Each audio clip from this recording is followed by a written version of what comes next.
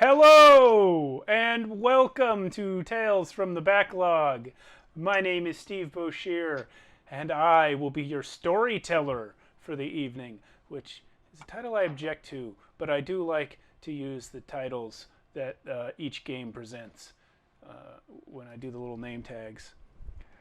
Anyway, tonight we are playing Changeling the Lost.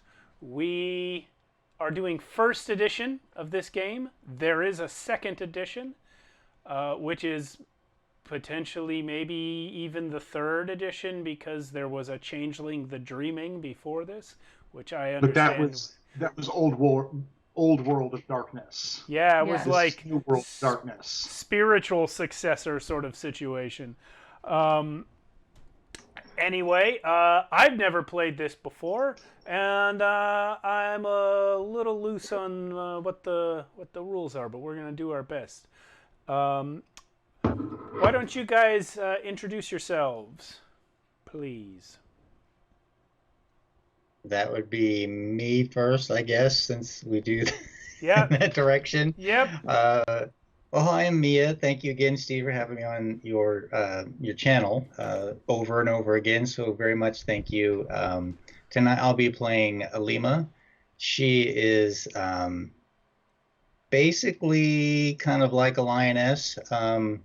Background having been involved in sports and never really given much respect. But then she was taken by the Fae and altered and changed. So now she again is like a lioness. She tends to seek justice and helping others, but she has a false humility. Her newfound strength has given her a little bit more pride than is healthy. Thank you. Thank you. Hey, I'm Jason. I'm playing Nicola. I'm basically playing a debate bro. I'm all about logic and how logical reasoning can solve anything. And those feelings you're feeling, you should stop trying to feel those because they're just, feelings and not logic and reason. I was abducted while my debate team was like out of town or something, while my parents were going through like a messy divorce, I think. I don't know. I'm kind of playing a horrible person, so we'll see how that goes. All right, and I'm Sarah. I am playing the Hunchback. I don't have a name because I kind of don't remember my name. I think I escaped from the Fae, but I'm not really sure. I might have just, been let go. But I am very good at getting in and out of the hedge, which is the boundary between this world and the Fae. I'm very good at navigating the markets and just, finding that thing that you're looking for that you really just needed. I tend to have it, and this is actually a motley that I've put together. A motley being this group where obviously I needed, the strongest fighter and the smartest talker. And yeah, it's going great. Definitely, it's going real good here. We're having a great time, and yeah, Well, let me ask you this, Hunchback. yeah. Does your motley have a name? Yes, we are personae. And I should add as well that we are using pre-generated characters, courtesy of White Wolf Publishing. This is written by Jess Hartley, and it has credits as well, developed by Eddie Webb, edited by Genevieve Wróblewski. And so thank you to those fine folks for these pre-generated characters that we will be using this evening. Oop, we got an airplane. I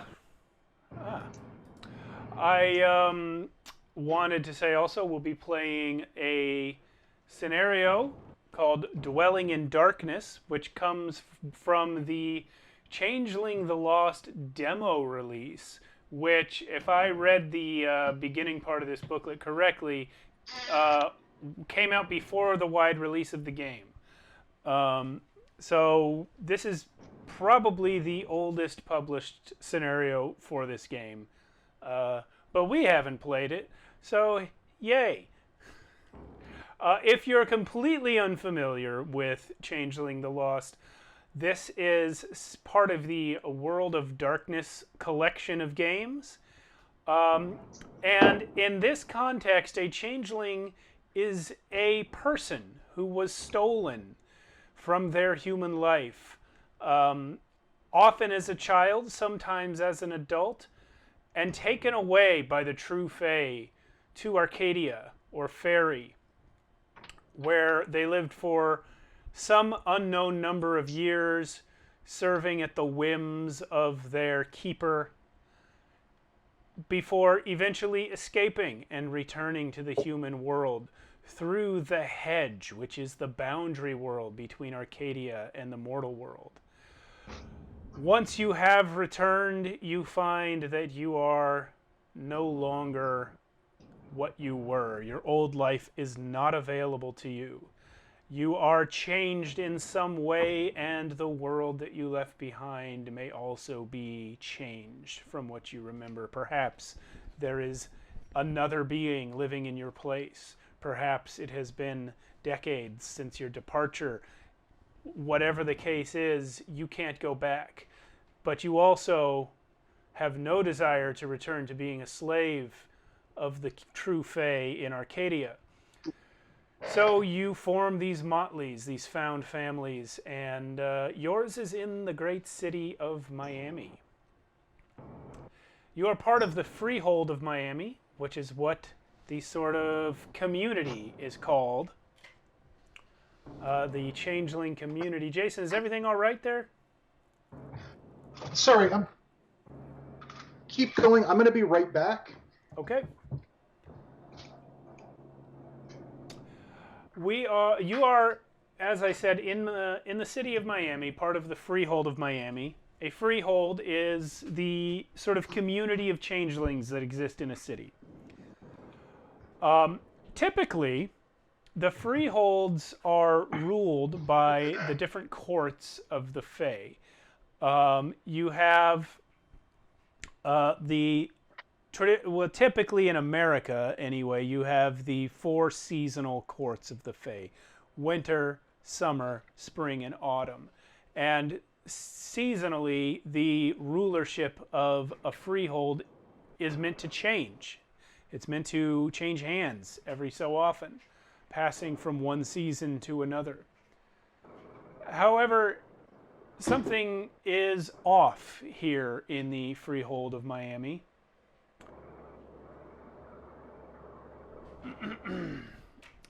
For about 2 years now, the Summer King has refused to relinquish his rulership of Miami, making the case that Miami is a natural land of eternal summer. He is violating the natural order and refusing to pass on rulership of the freehold to any of the other courts. The Summer King's name is Grandfather Thunder. He styles himself the King of Endless Summer. You guys are all recently returned from your durance in Arcadia, fresh out of the hedge yourselves, a year or two at most. And you have made no name for yourselves here in Miami. Changelings, for many understandable reasons, are slow to build relationships with one another and slower to trust one another. Since you're so new here, you have no standing. But you have been invited to speak with a certain Blue Jenny. Blue Jenny is a high-ranking member of the Winter Court of Changelings here in Miami. And you have leapt at the chance You have even tied yourself to her cause by swearing an oath not to reveal your entanglement with her to anyone. So you are all oath-bound by this, unable to reveal to anyone that you have been invited to this meeting, even though nothing secret has been said yet. Everybody wants you to sign an NDA these days. It really is that. Except if you break this one, you get tortured forever. Fun. Lovely. So you've accepted this, and you've been invited to a meeting at Kim's, which is the name of a South Beach club popular with the Lost. The Lost being a euphemism for changelings. And you're now at Kim's, killing time, waiting for the mortals to clear out and for your contact to show up. It's nearing 4 in the morning at this point, and the crowd is just beginning to thin. Wow. Is someone... Yeah, we have a helicopter right overhead. That's us? That's us. It's right there. Well, I do have noise canceling on the stream, so hopefully the viewers aren't too bothered by that. We are in Miami. I feel like we can just call that, Miami helicopters instead of LA helicopters? Ambient sound. Ambient sound. Yeah. Yeah, ambient sound. I've got your rain.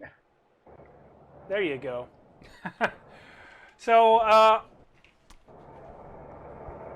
you guys have already described your characters, so I will move past this part of the adventure that says allow your players to describe their characters, unless anyone would like to jump in and say what you are doing while you're hanging out waiting at this club. I think Nicola is sitting at the bar, assuming this club has a bar. It does. Drinking her water. Okay. Because she's teetotaling, and just keeping an eye, like she's just watching the floor, watching everyone, trying to keep an eye on everything going on before she makes any moves. Okay. Alima, what are you up to? Basically the same. I've kind of positioned myself in, where I can observe most of the room, just to keep a close eye on everything, make sure that nothing bad is happening, and keeping a specific good eye on my motley leader, the Hunchback, make sure that they are okay. And the Hunchback is where? I will have taken up a position. I'm imagining a club that has like a second level with a balcony, and I've kind of, without anybody noticing, I've sort of slid my way into a prime seat at the edge of the balcony where I can overlook everything and kind of melt into just sort of, people's eyes just sort of go past me. Because we all have on something called the mask, where mortals don't notice us as anything out of the ordinary, where other Fae do see that we are not fully human. Yes. And the Hunchback, as you might expect, has a hunchback. And so just constantly wearing my hood up, constantly sort of hiding myself and keeping an eye on everything from up above. And Sarah, I didn't actually catch this. What is the Hunchback? Male, female, other? What are the pronouns?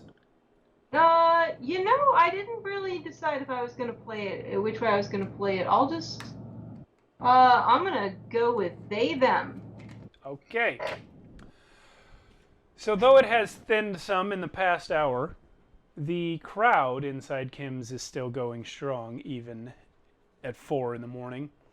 The drinking and dancing has reached an almost fevered pitch at this point, as if everyone in the club is desperate for something to happen before they leave. The cloud of sexuality hanging over the dance floor tastes hot, and you can almost see electricity spark out of the corners of your eyes, like the lightning flashing over the Everglades. Amongst the stifling press of bodies, you can see all the debauched sights the club is infamous for. And here and there, moving between the drunks, the addicts, and addled tourists, are the monsters of legend stamped on once human flesh. Gin more enticing and addictive than the ecstasy they peddle, and satyrs drunk on the passions of those around them. The faces of these and more wink in and out of existence within the crowd as if summoned up by the primal beats of the music.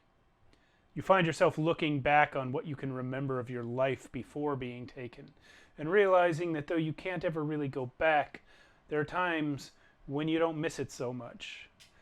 The Fae shattered your life, but this new, bizarre existence is like a mosaic built from the fragments of the person you used to be. It may not be perfect, but it's better than going back to Arcadia. You just hope your deal with Blue Jenny will be what it takes to improve things around here. I will now have you all roll wits plus composure. You are trying to get 8 or higher. If you do, you get a success.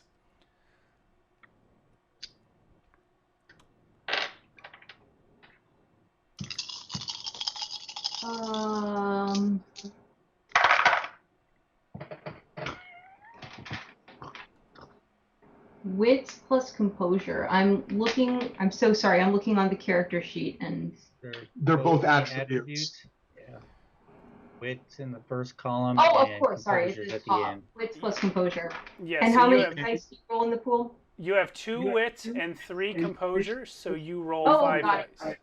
That's right. Thank you. And Steve, Yes. I got a grand whopping 0 successes. Understood. So yes, you're rolling, Sarah, you're rolling 5d10, and anything 8 or higher is a success. Alima, did you get any successes? I had 3 9s. Okay. Interestingly enough. Yeah. I have 3 successes, an 8, a 9, and a 10. Okay. Now I know where all my successes went.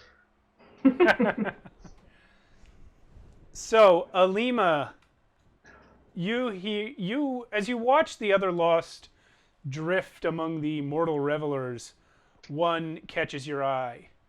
He is whip thin, and his gray skin seems to sag on his frame.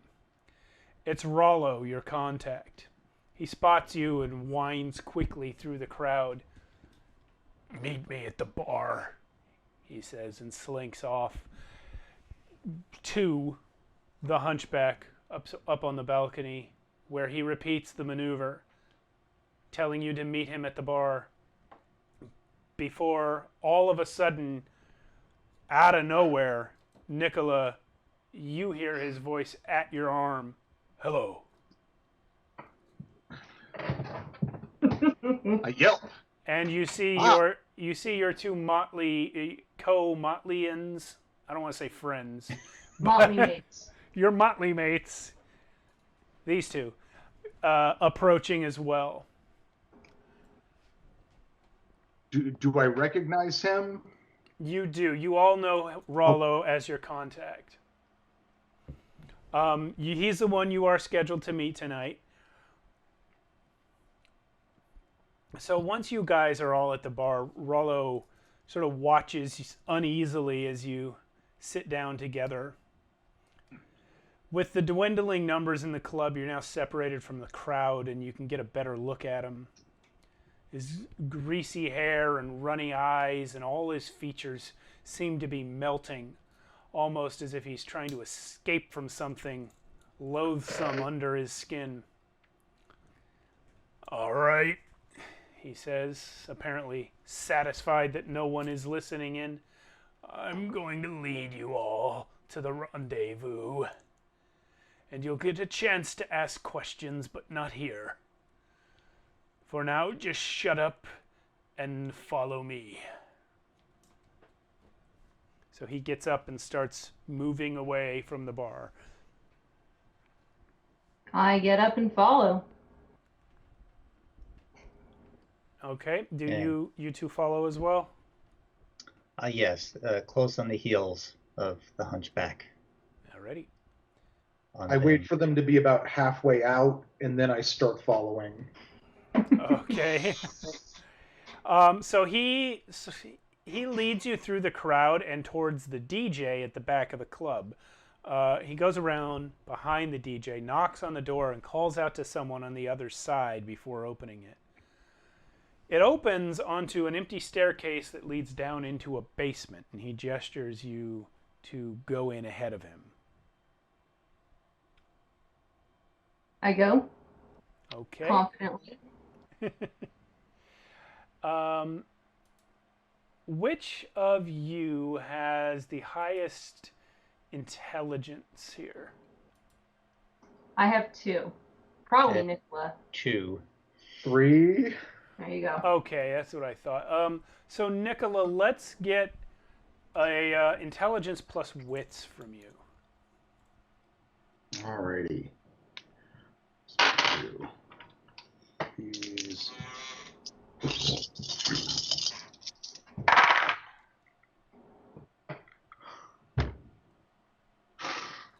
Cool. Cool. Nothing. All right, I can see how this evening's going. As I walk past him, I give, not him, but the gentleman at the stairs, I give him a bit of a shoulder. Just going to bump him back against the wall to intimidate him a tiny bit. All right. You know what? I'm going to have you roll presence plus manipulation to see if you successfully intimidate him.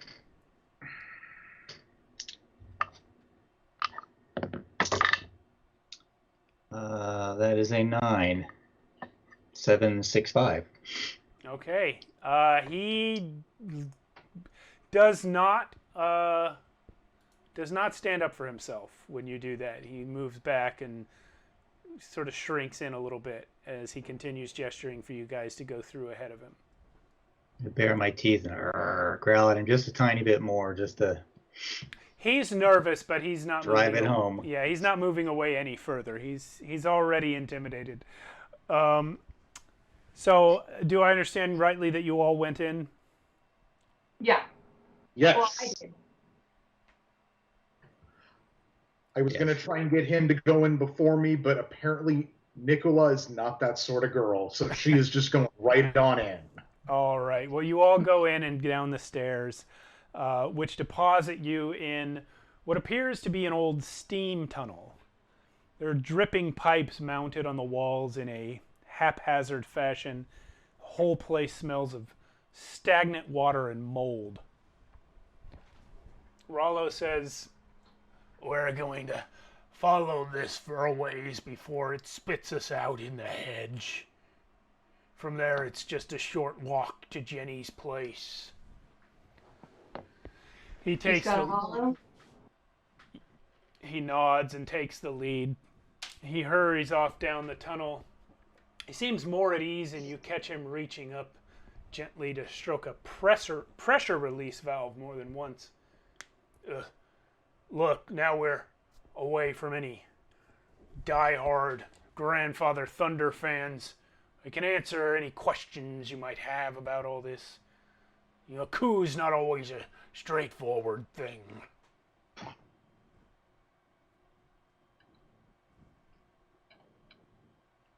Well, that answers some questions right there. I wonder if perhaps coup is the right word and not maybe a restoration of the correct order of things. Yes, I wholeheartedly agree, as does Blue Jenny.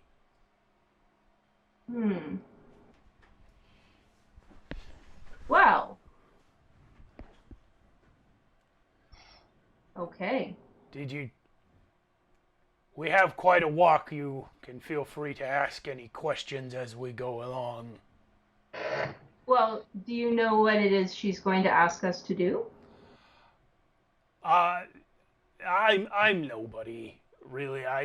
I'm just Jenny's aid. My job is to make sure the cells are doing what they're supposed to, and that no one bothers Jenny without a good cause. You're the first group I've led down here, so I can't really tell you what to expect. Well, we are flattered to be so entrusted. I am surprised to hear that, though. We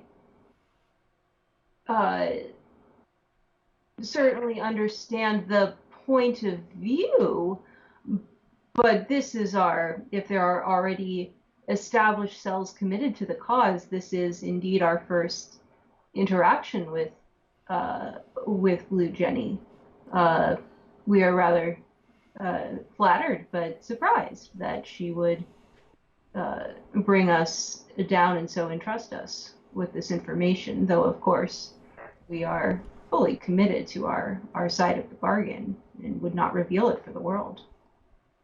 Well, I can't speak for Jenny, but I would assume that your lack of notoriety is exactly the reason that she sought you out. That makes sense.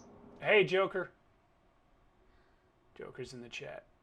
Hi, Joe. No, right. It will certainly be noticed now. Are you not fearful of all-out war between the clans or the courts? Well, perhaps, but it's crucial that we restore the natural order. You want to go back to the other place? If not, then you want to help Blue Jenny put a stop to Grandfather Thunder's machinations. This whole endless summer crap is getting to be too much like something they do. It isn't natural to skip the other 3 seasons, and if we're going to do that, it's going to get a lot less normal around here, and there's going to be a lot more of them poking around trying to figure out what we're up to. A compelling argument. Forgive me for not knowing more, but to which court does Blue Jenny align? We can backstep that. I know that. Yeah, I did mention at the beginning, she is a well-known, powerful member of the Winter Court. Ah, excellent. Okay. But you can ask that anyway if you want to just pretend not to know. But I prefer, if I reasonably knew that, I would definitely remember that being a member of the Winter Court myself. All right. But we as a motley, I am a member of the Summer Court, so this will be interesting to see how this proceeds. Yeah. Nicola, what court do you belong to? Oh, I belong to no court. Oh, that's I right. on my own. Interesting. We are a uniquely positioned motley. We have one of summer, one of winter, and one of no court at all. Yeah, it's Blue Jenny may be a member of the Winter Court herself, but she doesn't mess with the drug trade like all those other misery mongers. She just wants to see all the courts return to their rightful places before the others invade and kick all our asses. I'm not exactly sure what she wants from you guys, but it's gotta be important as she's dragging in people as fresh from the hedge as you all. Rollo, are you a member of the Winter Court as well? That's a good question. No! Fair. Spring for me. Spring. Time for the triumphant return of spring break to Miami, eh? It would be nice, let me tell you. All right. I have no other major questions. we want to fast forward, or unless you guys have anything. I do not, other than, as the dripping water like falls on my little feline ears, they twitch, and occasionally just sort of reach up and use the back of my hand to wipe the water away.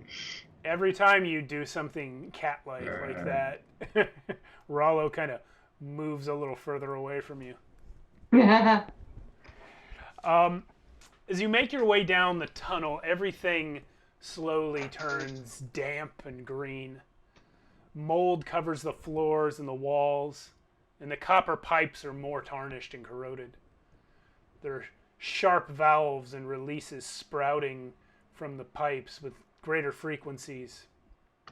And the whole tunnel begins to look less and less like the interior of a building and more like a narrow path through a jungle of twisting metal vines. You all are keenly aware that you have now entered the hedge. I am delighted. And more. Are you? I am. He leads you through the swampy hedge for only a few moments before reaching Blue Jenny's Hollow. It's in a clearing rising up out of the marsh. It's an elegant manor house, covered in thick moss that grows on the mangroves and rocks all around you, and seems to be on the verge of sinking into the murk that surrounds it. As you head up the walk, the front door opens. A statuesque woman stands in the doorway, beckoning you inside.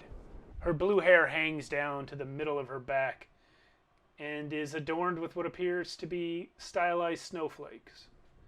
She projects an almost palpable aura of sadness, but the veil she wears hides her true emotional state. You recognize her as Blue Jenny. "Hello," she says. "Won't you please come in?" We thank you for your invitation and accept. And I will go ahead and walk right in, confidently. Okay. Thank you. Thank you. I too shall follow. Nicola, are you going to go in? I put my hand out for hers. As if to shake? Or as if to, like, kiss her fingers, or what? As if to kiss the back of her hand. She laughs a little bit and looks awkward, but allows it. Milady. Do come in. You may all roll intelligence plus politics, please.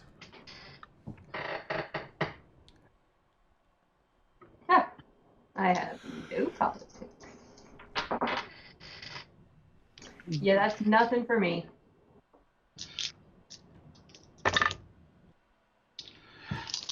Yep, no successes here. Okay.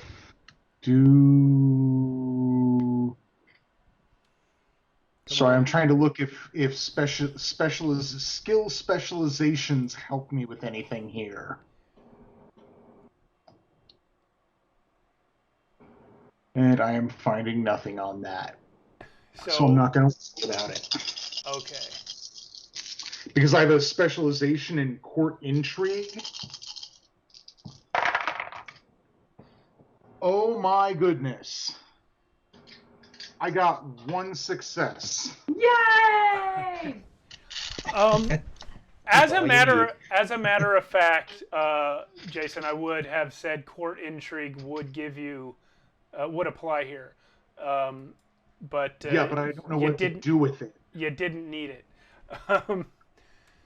So with that roll, you know a little bit more about Blue Jenny from your time here in the Freehold. You know that she is known as a recluse, but she's been part of the Winter Court for a long time and is accorded respect as a result. You also seem to recall that her seclusion isn't entirely by choice. But you don't really know the details on that. She has been known to use others to achieve her own ends, and she does not restrict herself to manipulating just the court's enemies. But she has now welcomed you all into her sitting room. It's a drafty, wood-paneled room lit by hundreds of flickering candles, which provide enough light to see by but do nothing to hold back the chill that fills the manor. Ooh.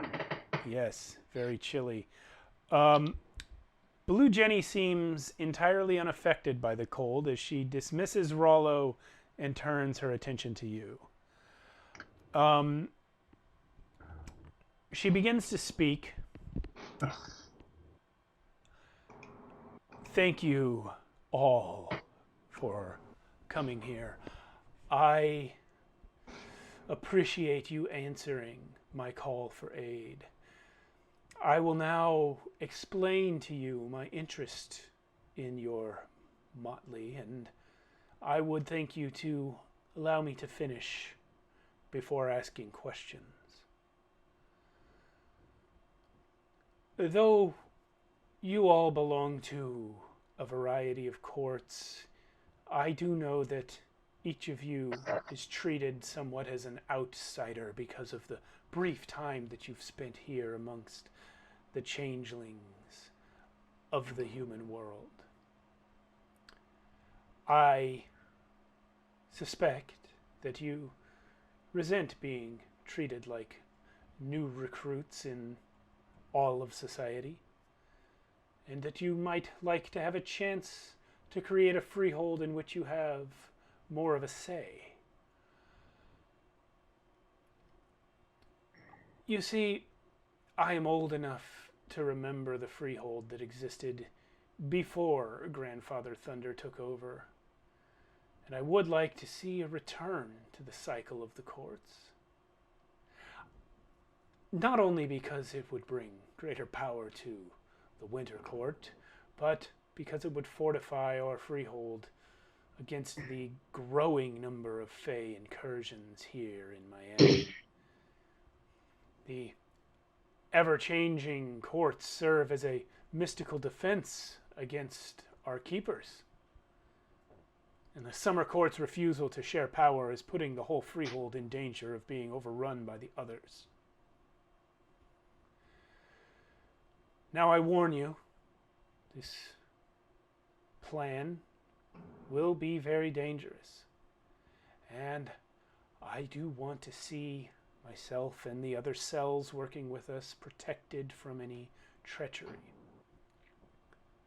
This is why you swore your oaths upon your keepers never to reveal your involvement with me or with any of my organization to anyone outside of it. I do regret that such a drastic pledge had to be made, but it is for the protection not only of the other cells, but also of yourselves. Should I somehow be caught and punished for plotting against Grandfather Summer, this oath will prevent me from betraying you just as much. Before she can say anything else, there is a sudden knock at her door. She gets up to answer it, excusing herself politely, and returns followed by a man with red, scaly skin, who she introduces to you, saying his name is John St. Elmo. You all recognize this man as a Summer Court enforcer. The air shimmers around John St. Elmo as he surveys the room. He says, "I heard something strange about you today, Jenny. Heard you were up to something Grandfather wouldn't approve of. And I come down here to talk to you about it and find you entertaining this ragged motley in the middle of the night. Anyone care to explain what's going on here? She opens her mouth to reply, and she's immediately cut off by the fire heart. None of your honeyed tongue. I want to hear it from the kids. Is there any reason we should not be here? In Blue Jenny's house, one of the most prominent members of the Winter Court. While you Yes. are nobodies, you would come visit the hedge of all places in the middle of the night? As keep you on say, hours. we... Oh, sorry, go ahead. I keep odd hours. I would As- imagine so. Yes, as you say, respected sir, we are kids. We are new to this world, to this freehold.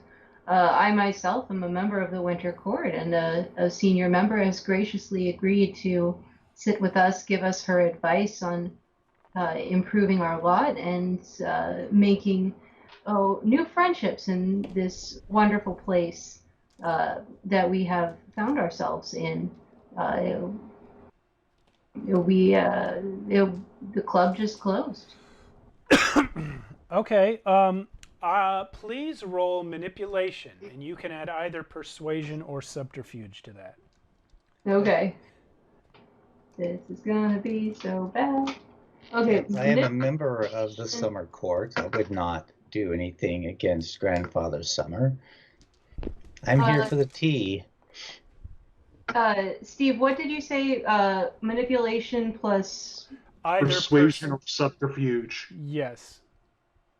Okay. Okay, I'll add. You know what? I've got one in each. So persuasion and subterfuge. So. Yeah, one success. Phew.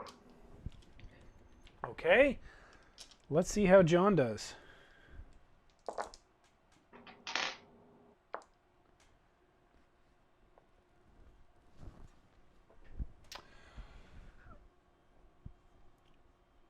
So, you're just here for any advice she might happen to give you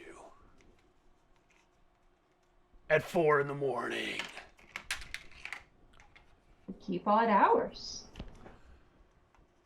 What is day? What is night? I mean, there was a party, and now the party is over, and this is the after party? I believe that is the term. John St. Elmo clearly does not believe you. But he's not in charge here. This is Blue Jenny's house. And she speaks up and says, well, indeed, thank you, Personae, for visiting me in my home. It is always a pleasure to meet new arrivals to our community. You may return the way you came. Do be careful not to turn to the right or the left as you leave my home. You should find the tunnel you entered through right back that way. And she walks you to the door. You know, that old trick of standing up to make sure you are getting ready to leave, and opens the door for you.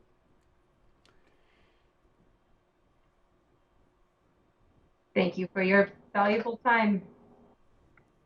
Yes, thank you so much. All right. Nicola, you're always the last to say you're going. Are you going? I wait for them to step through the door, then I turn to Lady Blue, Milady. It was a pleasure, and I leave. As you start to leave, Blue Jenny does stop you, Nicola, and give you specific directions and warnings about the path back. It's not too difficult, but she just wants you to be safe. So you guys start walking.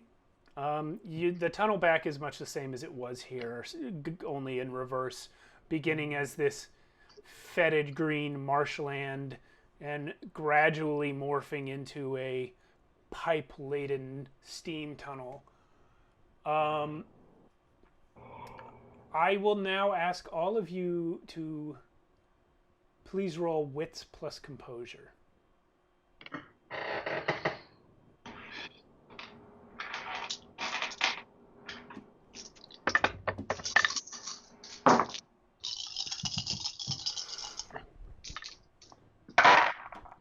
Three successes. Okay. One success. And none. Okay, so Nicola and the Hunchback, as you are traversing this tunnel again, you see up ahead two silhouettes of people on the path back to Kim's. They're both big and seem to be restlessly shifting back and forth. Are they like walking, or are they just like standing there shifting back and forth? They are just standing and restlessly back and forth from one foot to the other, but they're not walking.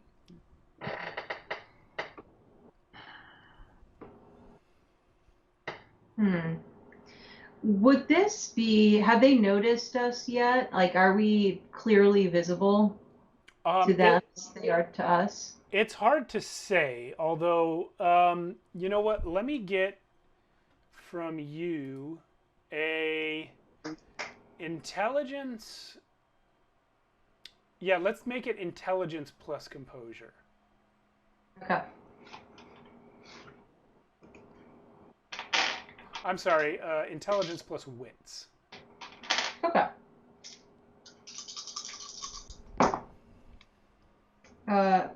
3 successes out of 4. I'm rolling extremely well tonight. Well, as I mentioned, you can see their silhouettes, which means the light is behind them. So they can see you.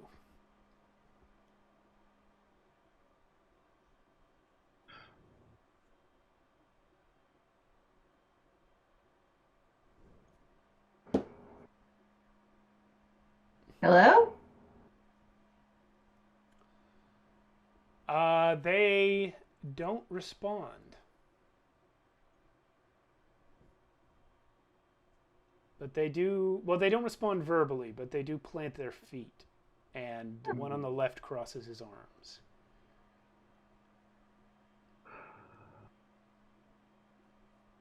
Stand behind me as we move closer. I will step back and, let Elena take the lead. Okay. You approach closer to them. Is that what you said, Alima? Yes. Trying to seem intimidating. Well, once you make your way closer to them, you see that these are two huge bluish-colored ogres covered in knotted muscle and twisted horns. They do acknowledge you with a little nod, but they make no move to clear the path. Can I tell if these guys are winter? Or summer? They seem winter from the description, but... They're blue. Yes. But that doesn't mean anything. Okay. Step aside so we may pass. Sorry, Missy. No can do. And as you are no doubt glaring at Strong Matthew and Mark Stalwart here, which is what their name tags say, you hear John St. Elmo's voice from behind you. I see you've met Matthew and Mark. Don't think for 1 second that I bought your little story that you fed me back there. You're up to something with Blue Jenny, and we're gonna take you to the court to find out what it is. I don't know what to tell you. Been nothing but honest. Is this politics? uh, I That I've exhausted my. I want that on a shirt with your confused face above it. Is this politics?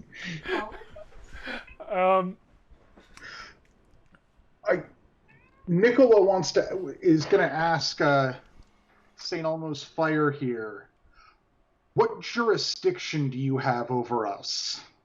You are in Miami. I am the enforcer of the Summer King who rules this freehold.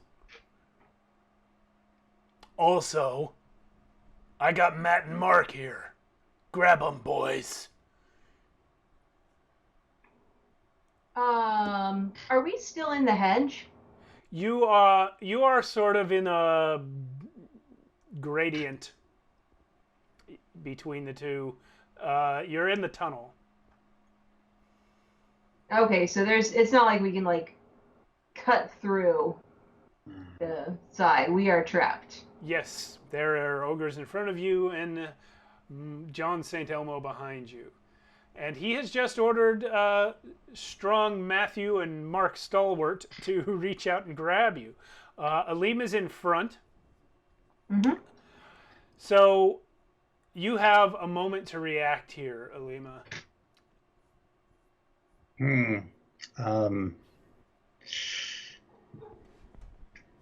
I don't take kindly to being handled at all, so I will resist. Okay. We gotta do like initiative. I have initiative mod of 5 Yeah, so does John St. Elmo. and size of 6.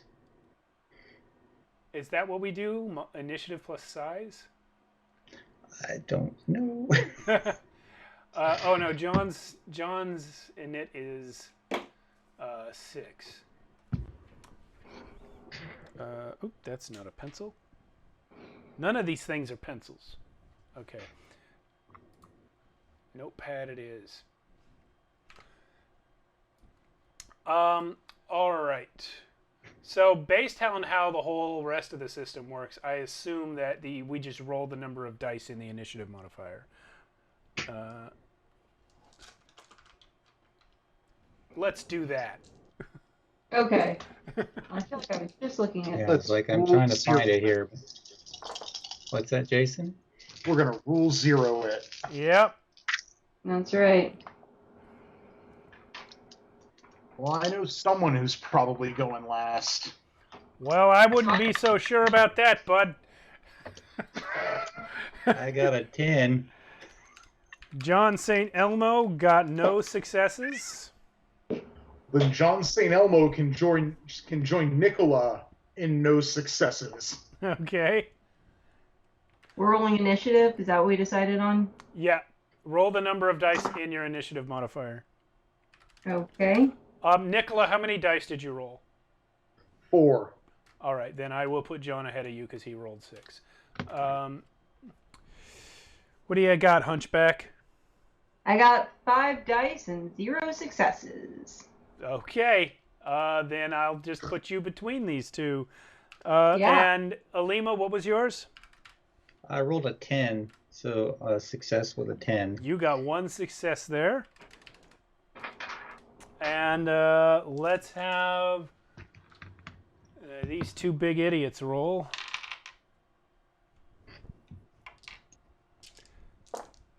For 1 success as well. What's your initiative, Alima? Your total number? 5. All right. Well, they will go after you.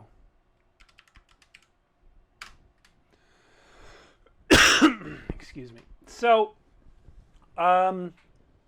yeah, it's your move first, Alima. What would you like to do as these ogres make as though to grab you? I have in my physical skills a thing called submission holds. Okay.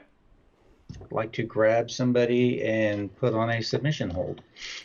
Is that like opposed athletics or something? Is it under brawl? It's under brawl. Yeah. Oh, cat. Good lord. Excuse me. All good. One of these Pookie, days we'll you have gotta to have, go, like, sister.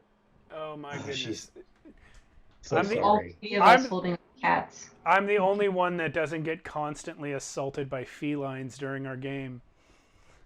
You 'Cause the poor, cat poor is so child. Well, I live with a cat, but she's on the other end of the house with that one.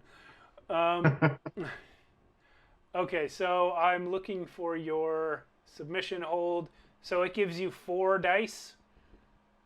4. So yeah, that's a plus the strength I think applies to that. Yes, I would say so. So that's a total of 7 for you.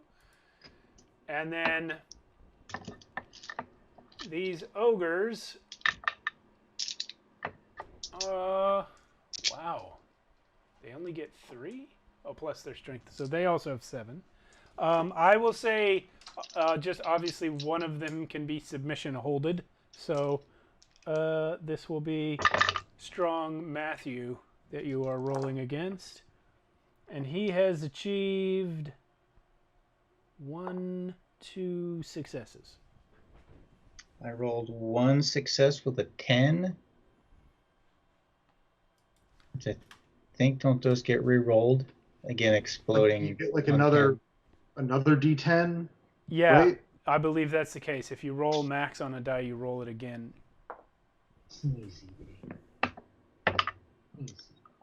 And that's not a success. So 1 success.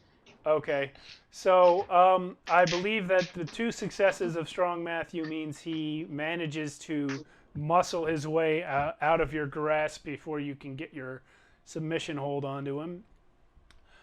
And then it will be the ogre's turn. So Strong Matthew's going to use his Fist of Stone to try and knock you out. So that'll be 8 dice. Hold on, I'm going to look up this combat thing. Strength plus brawl minus the target's defense and armor. What is your defense and armor? I have a 3 defense and an armor. What the heck does that say? It says like 2/3. 2/3 is probably situational. Flak jacket. Yeah. Let's see, I'm reading all the fine print. Well, whatever. We'll call it 2. I assume the flak jacket's really good at stopping bullets, less so at fists.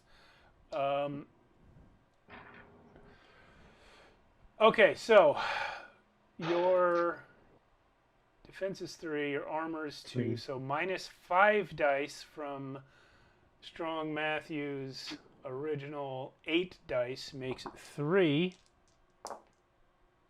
He has he has 2 successes. One of them's exploding. He has 2 successes, and has therefore struck you hardly. So then, if I hit, you take some damage. Let's see.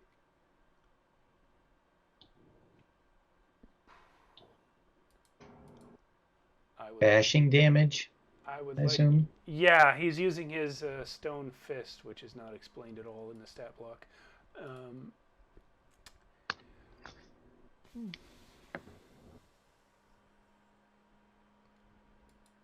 Yeah. How does damage work? You'd think I would know that in advance.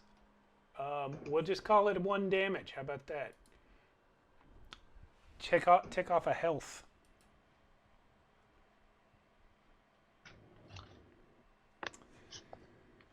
And then it will be the other ogre, Mark Stalwart, and he's going to shove past Alima I believe the hunchback was right behind.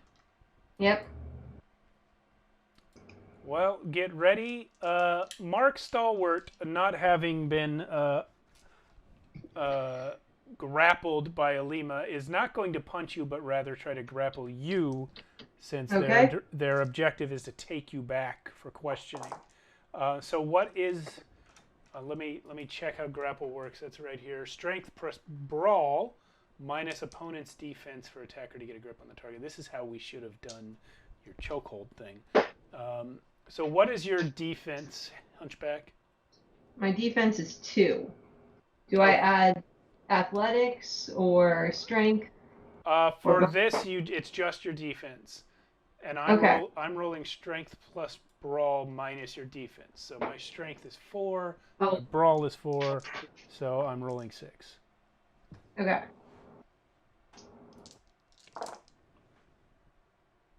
This fellow has no successes. He has missed you, you slippery little hunchback. I am surprisingly quick. Yeah. Well, it's John St. Elmo's turn. And let's see. He is about to pull out a hatchet when all of a sudden a new thing happens.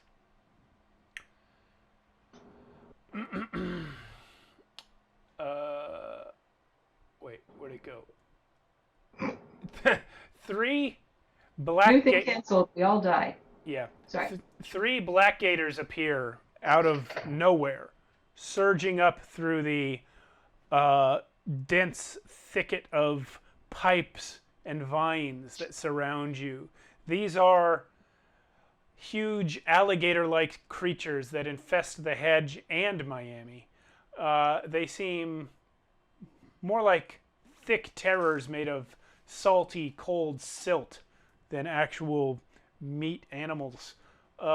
It's almost impossible to see one until it heaves itself out of the dark and clamps its thorny teeth around its prey. These things are here to eat you and your changeling opponents here. The first ones are coming and lunging at John, actually. So John manages to dodge out of the way just in time, but is now engaged in Look combat. out! I say, a moment too late. With one of the black gators. And the other 2 are well, one is lunging for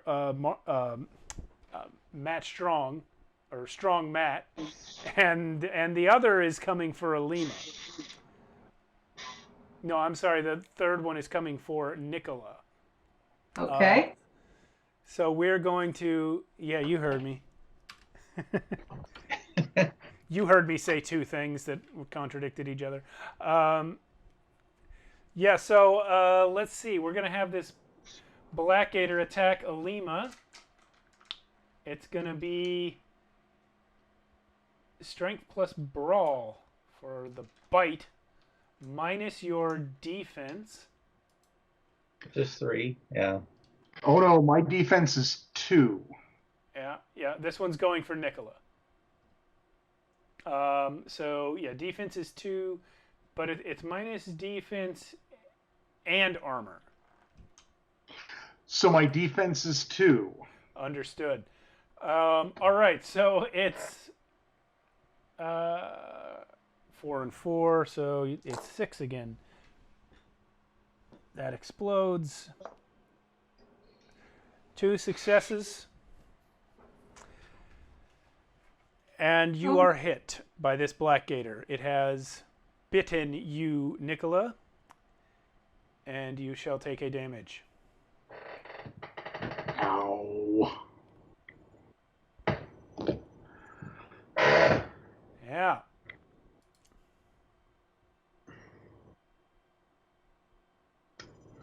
Who's up? Oh, I have just read the information that makes me correct.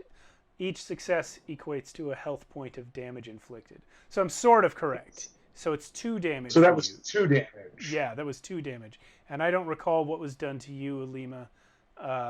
But from now on, each success is 1 damage. So that one was 2. Cool. That actually makes perfect sense. Yes. Yeah. Is that lethal? I know there's like lethal damage and bashing damage and aggravated damage. Oh gosh, you're making it more complicated. I just had it figure out. Let's see. That is what were they? Bashing, lethal, and aggravated. Yes. Bashing is blunt or stunning attacks. Lethal is cuts, gunshots. Aggravated is especially vile supernatural attacks or fire. Yeah. So it's lethal. You've been lethaled, Nicola. But it's the Hunchback's turn. Okay. I'm going to jump to Nicola's defense, knowing that Elima's capable of handling, probably more capable of handling herself, and Nicola and I should probably team up on this. So I will go ahead. I am going to attack the gator and scream, "I hate Florida!" And attack. So I'm going to add my brawl and my club. I get points there, and then and then add strength. No, I'm sorry. It's strength plus weaponry. Or strength plus brawl. So I'm actually not going to use the club I carry that looks like my walking stick. I'm going to retroactively say I'm just going to punch it. Okay, so, you do subtract the Black Gator's defense, which is 3. Okay, so that's going to be 1 dice remaining to roll. Yeah, roll that. See if you get them. And I'll just roll this and see what happens. Incredibly, that is a success. That is 8 exactly. Well, the gator takes a damage. And I'm going to scream to everybody, "Back into the hedge!" and try to make my way past. This hulking pile of mud with teeth rears back from your shockingly powerful punch right to the nose. Just right. You probably got that bundle of nerves that's right there. Yeah. Yeah. And you turn around yelling back to the hedge and see John St. Elmo grappling with another black gator right in the path between you and the way back into the hedge. Oh, the other way! I yell, and I'm going to grab Nicola and try to tug you towards. We're going to try to rush past the ogres. Okay, you may rush past the ogres because they are. A strong Matthew was attacked by one of the black gators. Mark Stalwart has turned to try and help pull it off of him, and they have left an open space that you can fit through. Whether or not Nicola goes with you is her business because it's now Nicola's turn.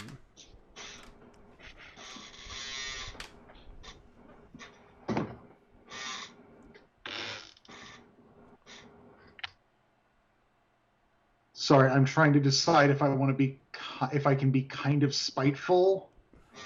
You can always be kind of spiteful, Jason. Yeah, but I want some mechanical heft behind it. Oh. Okay, so I am going to hand on my side where I just got bit. I'm gonna just straighten myself right up. Look right at St. Elmo's fire. What am I saying to this fool? Better be loud. He's fighting a black gator. That's fine.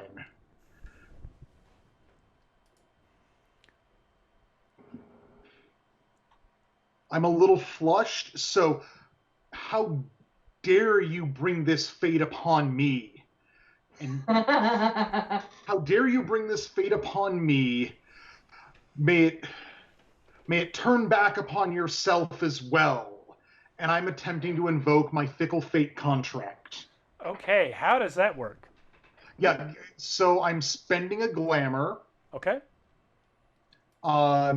And the subject of Fickle Fate makes the roll for their next activity next actively attempted instant action, whatever it is, at a -2 die penalty. Interesting. Basically, I want to make it like I'm trying to make it difficult for him to wrestle that mud gator thing. Okay. Yeah, it Because takes he's effect. just cheesed me off a bit, and I know like that mud gator is just a mud gator, right? We don't like talk to them or nothing. No, they don't have anything to say. They just want to eat you.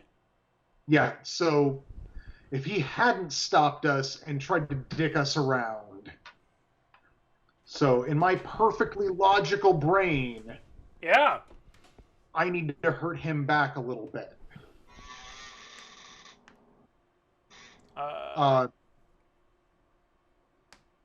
Yeah. So I'm doing that. And if there's any ability for me to do anything else, I would like to turn on my heel and follow the hunchback. You may absolutely do that. And as you run back, as you turn your back and follow after the hunchback, you hear John St. Elmo yell in pain as the gator gets its teeth into him. And we are back at the top of the initiative order with Alima. To be clear, have I run past her at this point? Alima, yeah, you ran past her to get past the ogres. Yes. I probably brushed at your shoulder to make sure you saw me go by. Yeah, you're now in the back. Yeah. Yes, yeah. As they are running, I will now turn to follow. But before I do, I will pull my axe off my back just to have it handy if anything else bars our way ahead. Well, okay. You guys have chosen to run. Having punched that one black gator in the nose, you are able to get away fairly easily as they are now all engaged with John St. Elmo and his goons. You run and run as fast as you can. The air is hot and sticky in your lungs. The ground gradually transitions from sucking, stinking mud and filth into dirty underground concrete and filth. And as the sounds of your footsteps gradually change from that squelch to the bang, you hear the continued screaming of John St. Elmo and his ogres, and the roaring and gurgling of black gators behind you. You have successfully ditched them to die at the hands of black gators as you emerge back into Kim's a little while later. The nightclub scene here has finally died almost completely down, and you are free to do as you will at this point. Well, that could have gone better. It could have gone worse. Shit. She never actually said what she wanted us to do, did she? Fuck.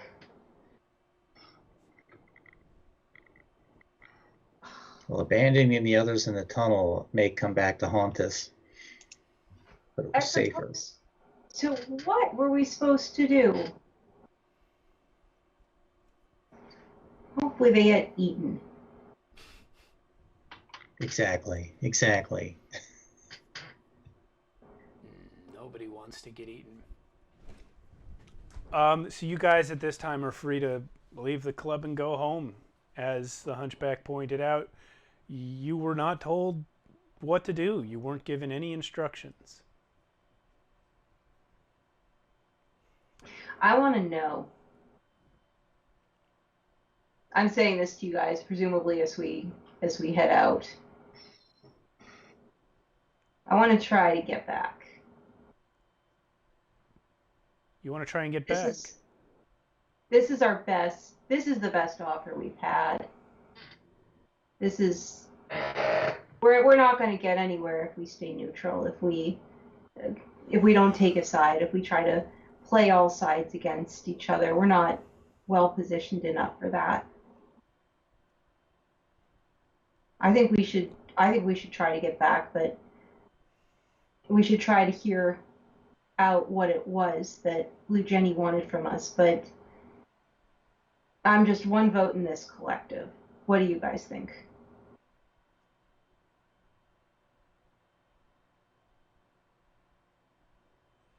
Well, I'm with you. I'm here to help, and I would like to see the seasons change as they should. So if Blue Ginny can give us guidance on how to help, then yes, we should seek her advice again.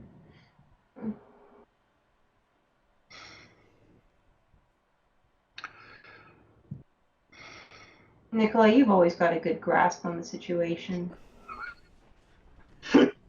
For sure. Obviously. And she's not putting that on at all.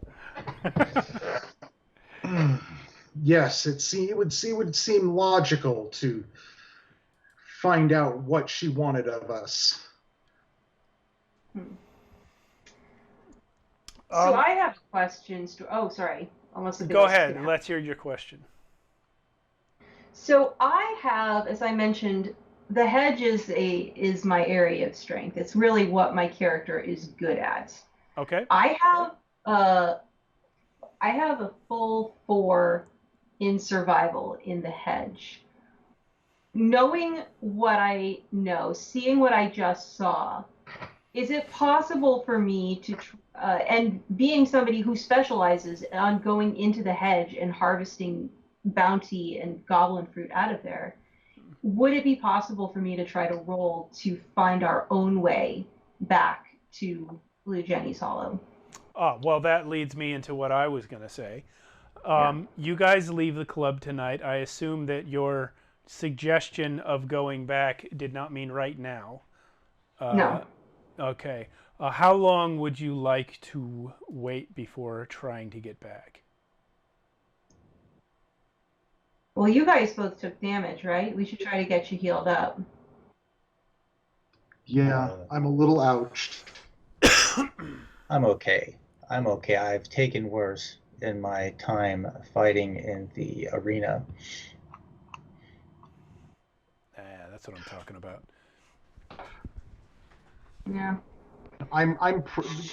Nicola is prideful, but no, she's been bit and she's been hurt, and she would, yes, definitely like to heal that up a bit. Okay. All right. So, and healing up happens by harvesting emotions from mortals, right? It if I remember correctly. It does. Well, no, that's how you recover glamour. Oh, okay. Health is something else. Left to natural healing, characters recover 1 point of bashing damage every 15 minutes, 1 point of lethal damage every 2 days, and 1 point of aggro damage every week. Lost health is recovered from right to left on the character sheet. Okay. There's also something here about without the aid of magical goblin fruits from the hedge, we have to rely on that. So if we had some sort of access to magical goblin fruit, we could, I guess, cut that down a bit. So, Steve, I did a bit of reading. My merits are I have 2 in goblin fruit, and I believe that means I am particularly skilled at finding and harvesting it. Yes. So would I be able to roll just 2 for... I'm not sure what I would roll to gather that, if that would be wits or dexterity or... Let's call it Yeah, let's call it wits. Well, let's call it. Not sure how this works. Let's call it intelligence plus your 2 in goblin fruit. Okay.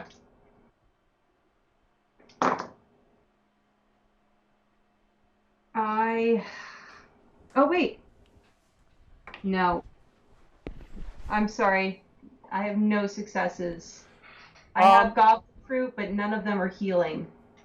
I'm going to actually say that just for the purposes of keeping things moving here, that you maybe already had one. Okay. And if you would like, you can share that with Nicola. All right. However, I still would like the answer to the question of how long do you wait before you go try it to get back? I would like to be fully healed by that time, so I would need at the outside 4 days. Except that the Hunchback has just given you a healing goblin fruit. Okay, I've So given how you much does that amaranthine. It is so a small red eggplant, and it heals a single point of Single point of aggravated damage aggravated instantly. Ah. Well, But- first scene. would that cover my lethal damage? Yeah, that's a different damage type. Oh, only aggravated damage? Okay. And this is overcomplicated for our purposes tonight. We've only got 3 hours to play. We'll say you give him a fruit that heals him up. Okay. Okay. I would be more worried about rules as written if we were planning to play a longer campaign, but let's just get past this how do we heal business. Okay. It's Never Nip. It's Never Nip heals. You Okay. might, if you see it again, you'd have to pass a roll to make sure that you don't gorge on it, because it's addictive. But I just hand you some Never Nip for now. Okay. All right, and so that'll heal one of his health. Or her That health. will. Yeah, it just says it will heal. So I'm assuming it's just 1 point, or 1 point of. All right, that would mean that Nicola then needs 2 days to heal the other point. Yeah. So Hunchback and Alima, are you going to wait for Nicola, or are you going to try and go back sooner? Let's.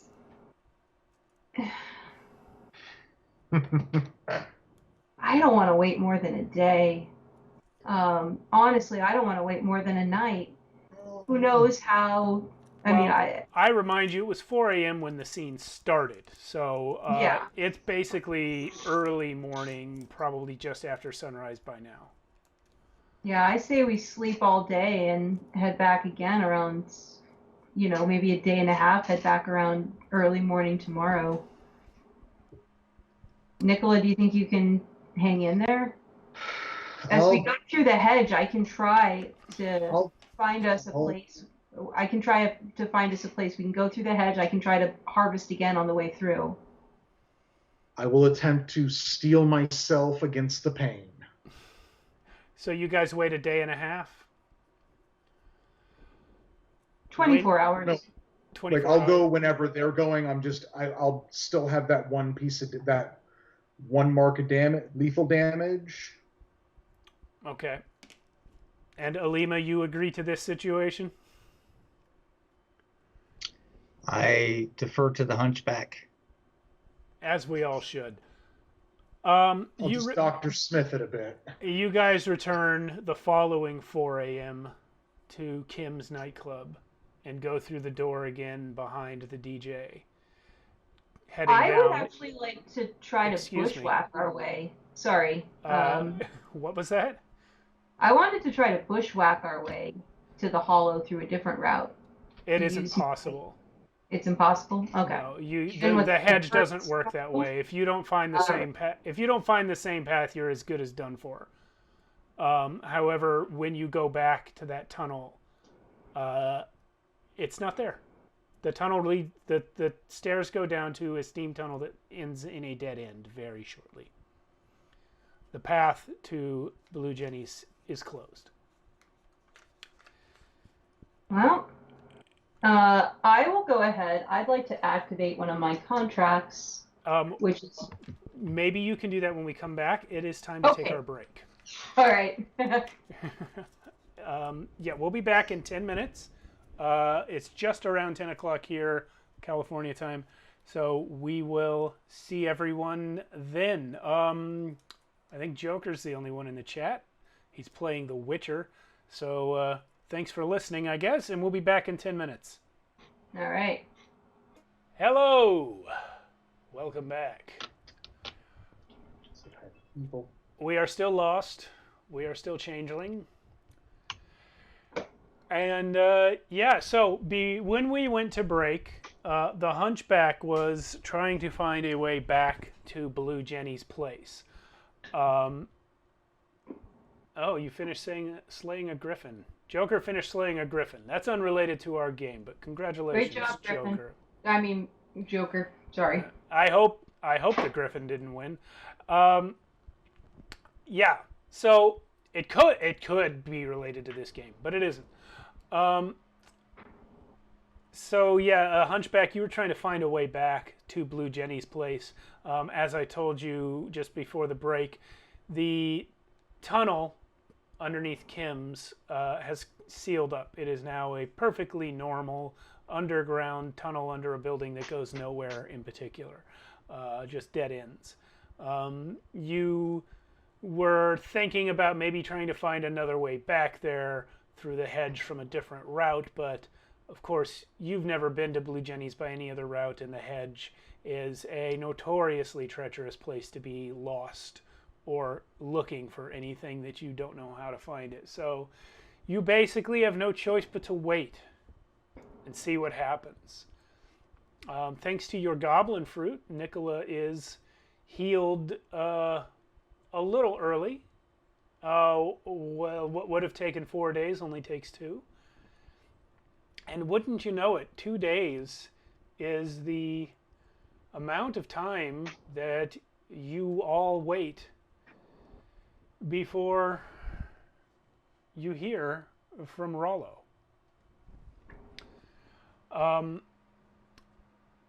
He calls your cell phone, Nicola. Beep boop. Hello. It's Rollo. Yes. I have an assignment for you and your friends. Yes. I should not divulge it over the phone. Then where should we meet? There's a bar on Miami Beach. Mustang Sally's. It's a little bit away from the usual Changeling hangouts, but I do business there. When should we meet you there? Tonight, 9:30. What time is it now? Well, strictly speaking, it's 4 a.m. But no, it's probably more like 7 in the morning. We will be there. Hey, Mustang Sally's at 9:30. we got Kenny here. Hey, Kenny. We were just mentioning you during the break. Actually, we spent more time talking about Matt, but we did mention you. Yeah. I like the Twitch chat. It's like a little mini Discord. Everyone join the Discord. So, are you going to call Hunchback and Alima? Yeah, I will call, Nicola will call the Hunchback and Elena and relate to them that we are supposed to meet with Rollo at Mustang Sally's on the beach at 9:30. So maybe we should get there at like 8:30 or something just to be sure. just in case anyone was listening on the line, we can get there a little early and maybe get a jump on them. Sounds like a good plan to me.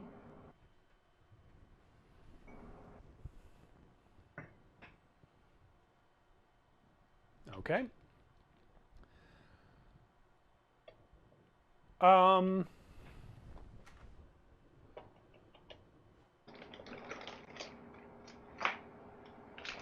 Nicola, I'd like to get wits plus streetwise roll from you, please. Sure. Wits plus streetwise. What do you think, sweetie? Orange? Let's do orange. So since I have no streetwise skill, I'm apparently making this at a -1 die. Nice. And if by nice, I meant I got a 1 and a 2. All right. Well, you just figure he probably wants to meet you. Nothing. Yeah. Good luck. So you guys are going to head over there at 8:30? Okay. Yeah. Sounds like a plan. Mm-hmm. Is there anything we should do to prep this time before we go over? See if there is. I have no streetwise skills either to see if. Like buy a gun? Do we? Or... Yeah. Do we want to? Is there a way for us to know, other than if Nicola didn't pass her streetwise check, to kind of know what the word is about John St. Elmo? About John St. Elmo. Yeah. You can roll wits and streetwise, or wits and investigation.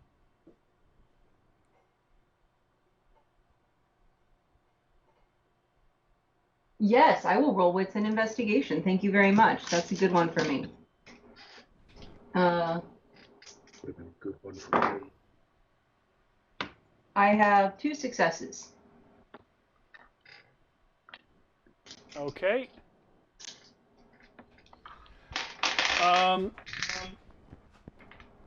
So you know.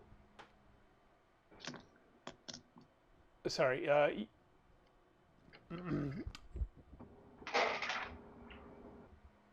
I'm just looking up if there is any other information on John St. Elmo other than what you already know. Not really. You know that he is, what do you call it? Elemental? A fire heart. Okay. And, yeah, you know maybe I should have been more specific. I want to know if word is out that, like, did he survive? And is he looking for us? You don't Or has he gone mysteriously missing? You don't know. You don't discover any news about him that's that recent. It's only been a couple days. He's not someone who exists in your immediate circle. You know, as I mentioned several times, you guys are bottom of the totem pole in terms of changeling society in this freehold. So, you don't hear anything new about him.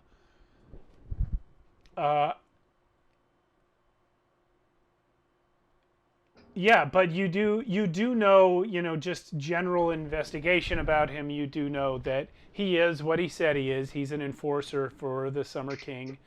And he, you know, he tends to be an imposing presence. People don't want to cross him. Great.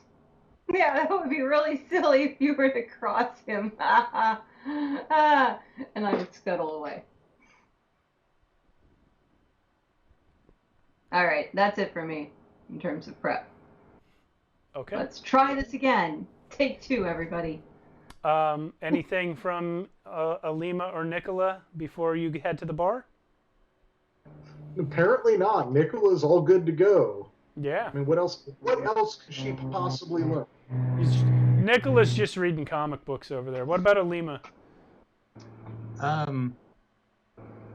I've really got nothing here other than maybe a streetwise check as well to see if we've heard any other news, or maybe get our hands on a better weapon than, say, a battle axe. Oh, excuse me. I mean, you can go get any weapon that you might have in your garage or whatever, but a battle axe isn't something that grows on a tree. So, yeah. I mean, Because that's what I have as a great axe. So yeah. Part of it anyway. does, I guess. But So yeah, depends I'll on just how get. it's We just go. All right. So you do arrive at Mustang Sally's at about 8:30. It hasn't been open that long when you get there. This place is the polar opposite of Kim's. It's a dive bar. Everyone here is just resigned to a life of slowly drowning in booze.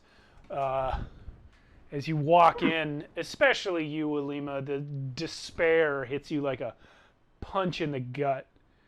The bartender seems startled to see you. As soon as he does, he composes himself and points across the room to a door. He says, "He's back there." This is actually my kind of place. So I will head on over, lead the way. Alrighty. The door leads to a small office, and Rollo is sitting at a desk in the middle of a cramped room in there. He gestures to a small couch crammed into one corner and asks you to sit down. The fact that only two of you could fit on the couch does not seem to trouble him. I was just going to say, I will stand. Three of us. Yeah. You all just stand? What about Nicola? Do you agree to this? Nicola. Oh, wait, is everyone else standing? Yeah, Hunchback and Alima. I thought all three of us were going to sit on the couch together. That's what I meant. Okay, there is no consensus. I said. Apparently. No, I like the humor of us all trying to sit on the couch together. Yes. I think Alima indicated that she wishes to stand. Yeah, in a very intimidating pose. All right. He says, "I apologize for making you wait so long before getting back to you. The information that brought Mr. St. Elmo to the manor had to be dealt with."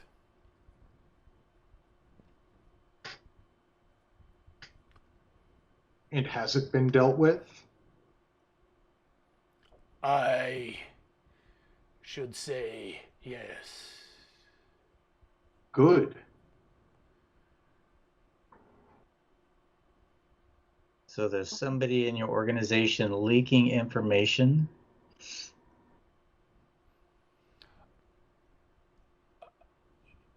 That is none of your concern.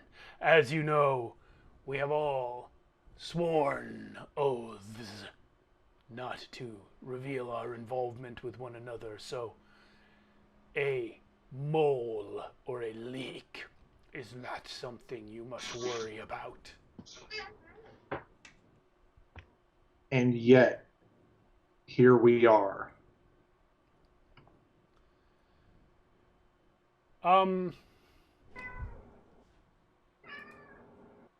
So, I would like you to do a presence plus manipulation roll as the three of you persistently pepper Rollo with questions about this St. John situation. St. Elmo. 1 success on 4 rolls. All right. As you guys keep pressing this subject, he's just getting fidgetier and fidgetier, and he finally says, "The truth is, I don't know. Jenny dealt with the problem himself, or herself, and just told me to wait until I heard from her. She discovered that the Summer Court possesses a powerful token that could bring others to our cause. According to her, the book is constantly predicting several weeks into the future and is highly accurate. Once it is liberated from the Summer Court's grasp, we could use it to prove their unnatural domination of the Freehold is directly responsible for the high number of Fey attacks in the past years. And that's a very good chance that that's what tipped them off, isn't it? I believe that is what Jenny implied. Yeah. Yeah. And certainly you, certainly I can see the importance of this book. How can we help?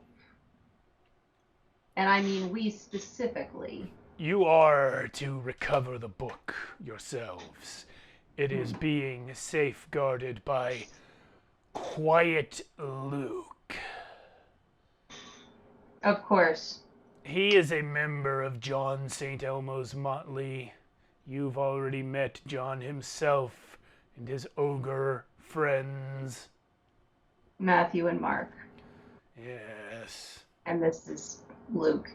Is there anybody else?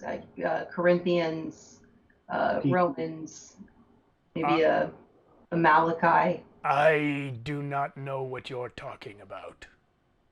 Sorry, please continue. Are you referencing That would be another book. Movie you saw or something? Yes. I don't watch many movies. That's okay. It's not a very good one. Well, Quiet Luke has a apartment near downtown. You must go to his place, recover the book, and call me when you have it. I don't care how you get it, so long as the Summer Court can't trace it back to Blue Jenny. And you have been instructed not to open the book under any circumstances.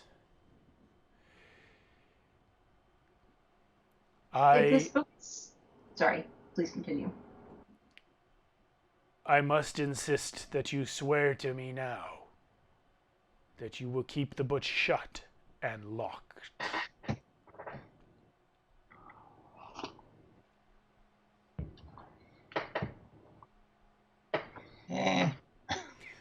To be clear, he is only asking you to swear it. He is not proposing an official binding supernatural oath or a pledge. Interesting. This is a normal please promise.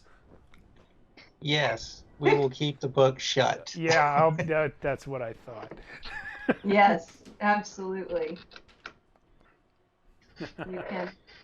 We're in this far. I'm sure we wish to remain in Blue Jenny's good graces. You can rely on our good sense and risk aversion. Alrighty. Interestingly Quick put. question. Yeah. If this book is so powerful and valuable, why is it in somebody's apartment? That seems like an odd place, not a particularly highly secure one.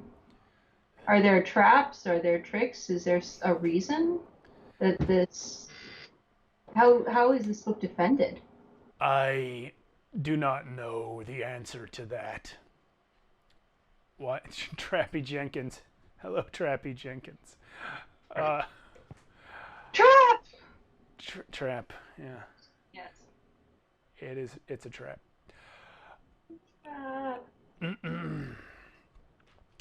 Well, I'm afraid I do not know why that is the case, except that the Apostolic Knights are indeed a highly placed motley in the summer court, and there are few beings that could defend the book as well as them. But it is just in their apartment. Well, one of their apartments. Here is the address to Quiet Luke's. He holds it out in a hand with the flesh seeming to melt off of it. Just hanging down, slack.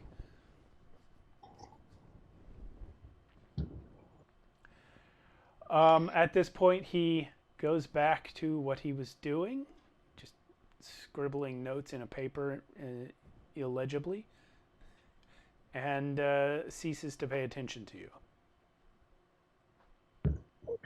The Hunchback is still mentally broken from the revelation that that Matthew, Mark, Luke, and John call themselves the Apostolic Knights. Mm-hmm. And I just get up and leave, just shaking my head, like I'm just, nope. What's Nope. wrong? What's wrong with them? I don't say anything about it. I'm just No, quiet. he's pointing to you and saying that to Nicola and Alima. It's another book that they apparently have read that you have not. Don't get it. I'm not the one making the reference. Next I time just you check kinda into a storm motel, open the drawer and pull out the book. I don't like those places. They never wash the sheets, he says, sitting on his creaking chair in the back room of a dive bar. Yeah. I pause outside. I go into the dive bar, and just while I'm waiting for Nicola and Alima to catch up with me, I just pause and kind of drink in the despair and sorrow, just kind of being winter court. It's very refreshing to me. Yeah. Definitely coming back here again when These people. They step outside. okay. You seem to be enjoying this environment. It's got a bit of a smell to it. And I crinkle my nose. Don't worry about it. I'm good. So what shall we do? Are we going to just kick the door in at this place, or that quiet Nicola, loop? did you follow us out? Eventually, yes. So what, you want to just kick the door in? That seems like it would be an extremely logical thing to do with the composition of our motley. I'm going to sort of gently guide the two of them into a discreet corner booth where we won't be quite so easily overheard. Okay. So, Oh, Nicola's going to be making motions towards the door. oh, okay. Yeah. The description of this bar does not put her in mind of someplace she'd like to be. All right. All these people overindulging in their vice, in their booze vice. To each This their own. Sad fucking people. You're right. We should put on some blues. That would really. I look around for a jukebox, like for when I come back. Like maybe I can find some really sad music to play on that thing. I would really put it over the top. But okay, so we're outside. The jukebox is broken. Ugh, Oh, that's pretty good too. that is sad. Yeah. Also, there's one number, like one button, that the number's been worn off of. Which What's number? up, Pussycat? It's D7, but that's not on that page, and you can't flip the pages to see what D7 was. Intriguing. All right. Anyway, we'll just to speed things along, we'll say we're outside and not in earshot of anybody obvious. Yeah. Okay. Yeah, my question about my research on what happened to John St. Elmo and Matthew and Mark. Wow, I really wish that had gone somewhere. That would have been really good to know if we're going to be walking in on one guy or four. So we got a Fireheart, we got 2 ogres, and Quiet Luke. Have you guys ever heard of Quiet Luke? Do we know Quiet Luke? Do we know who he is, what he is? Let's see. Yes, his Why reputation preceded him. Why don't you roll, any of you, whoever has highest, roll wits plus streetwise. Do any of us have Streetwise? I have 1 rank in it. Nice. And 3 wit.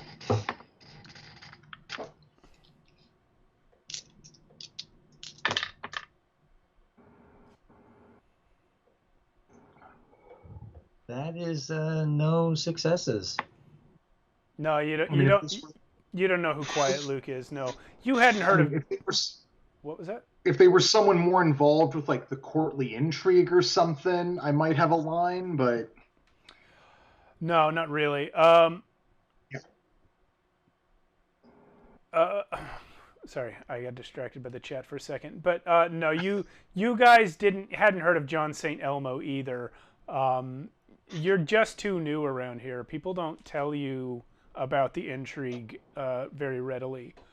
So you hadn't heard of the Apostolic Knights. You hadn't heard of Strong Matt or Mark Manly, Stalwart, whatever his name was. Strong Bad. I do want you to know I am picturing Mark Strong in the role of Strong Mark. His name is Strong Matthew and Mark Stalwart. Oh, excuse me. They could both be played by Mark Strong, but they are huge, muscly ogres with blue skin and horns. Anyway, alrighty. You don't know who they are. I feel like some kind of... I mean, we could just try casing the joint. You could indeed. I mean, not to be flippant about it. Stake it out.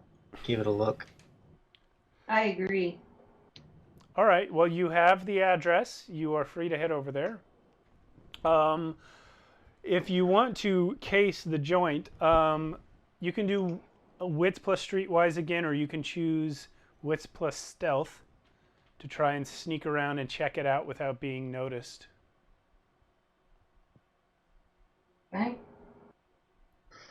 I could go for some wits plus stealth. Okay, let's have it. Yeah, my ranks are the same either way on that. All right, let's see how bad this goes. I got 6 dice. Badly. Rolling. Huh? Badly. Yeah, considering how I've been rolling all night. Poorly, probably. Wow. I managed 1 success. Yay! All right, hold on. The Apostle Luke has to roll against you. Can I also roll? Or just one person? Just one person. Roll for the group. Okay, that's fair. Quiet Luke. Nice. You got 1 success? Correct. You are successful. You are not noticed. So after only a few hours of work, what you have learned is that the front door of the building is kept locked and controlled by buzzers inside the apartment. Pretty standard apartment building stuff. After a day of casing the joint, you learn that Luke works part-time at a grocery store down the street. And if you wish to spend another day, you can stop here or you can spend another day casing the joint.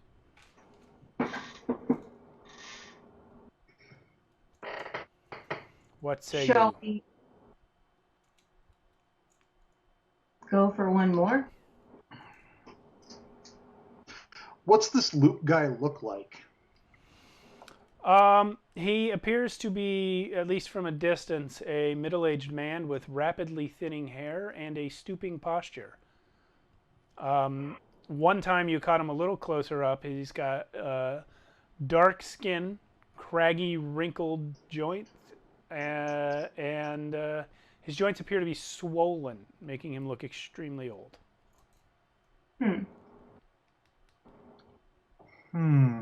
So do we want to intercept him on the street or just kind of like follow him in as he goes through the door? Or maybe hit him I'm when he's thinking. not there. Yeah, you guys are not after him. You're after the notebook. Yeah, but getting him out of the way, or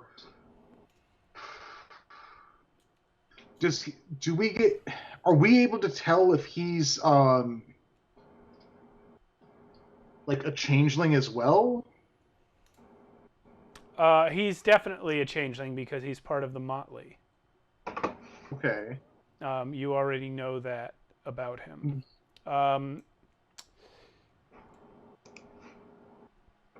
Just mug him and take his keys. There's nothing overtly fey about him to the eye.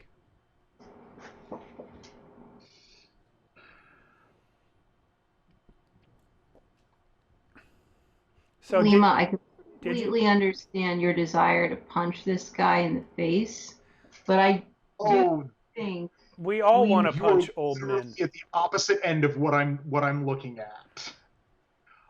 I'm thinking of trying to beguile him.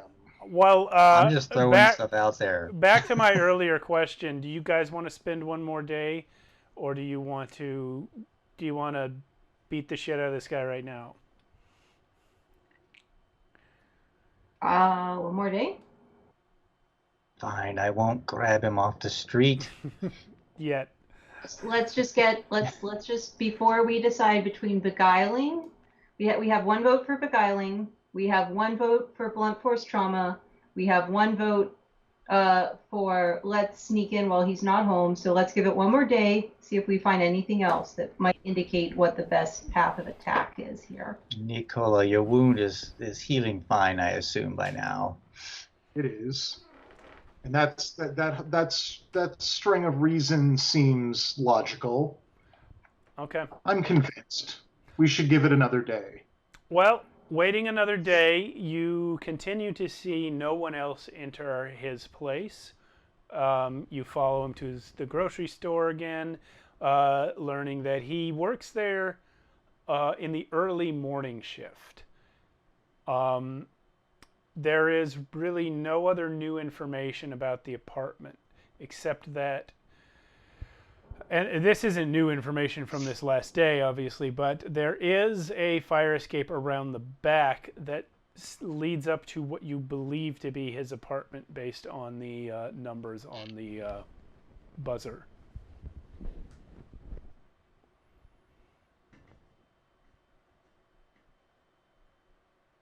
Well,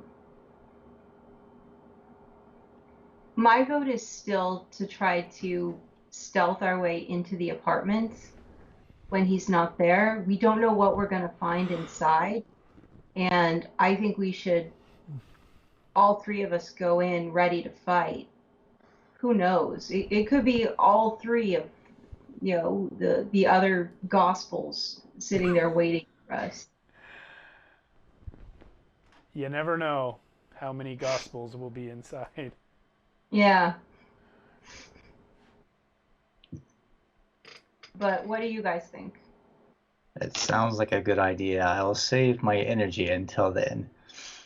Yeah, and when we make it out, you can totally mug him on the way out. That sounds super fair. Nicola is rather loath to enter into such violences. Not the least of which reasoning being that she's really bad at it. Yeah. Do you want to try to beguile him, convince him to let us in? Well, I don't know if I can like charm him as such, but I can potentially learn like what he might desire, like things he might desire that we could use as leverage.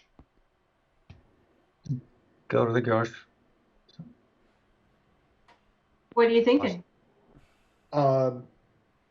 Like basically, I need to get this guy kind of alone so I can try flirting with him badly, so that I can sneak a kiss on him, which would allow me to use my Cupid's eye power, or would allow me to attempt to use my Cupid's eye power, which has the potential to learn one of a desire that he has. You have to kiss him for that power to work? I have to kiss the subject within the past 24 hours, or be the subject's object of desire. Okay. It's why I went in on that peck with Blue Jenny's hand. Ah. Maybe you can corner him in the grocery store I mean, Flirt with him while he... as a customer. I could also... Yeah, Kenny suggests that you kiss him on the back of the neck. I was gonna try kissing him on the cheek, in a sort of flirtatious fashion. Let me have you roll. Yeah, like I want to do that. I want to try and do this. All right. So, but you know what? I could try doing this as some kind of is a moderate diversionary tactic, while both of you are breaking into his apartment.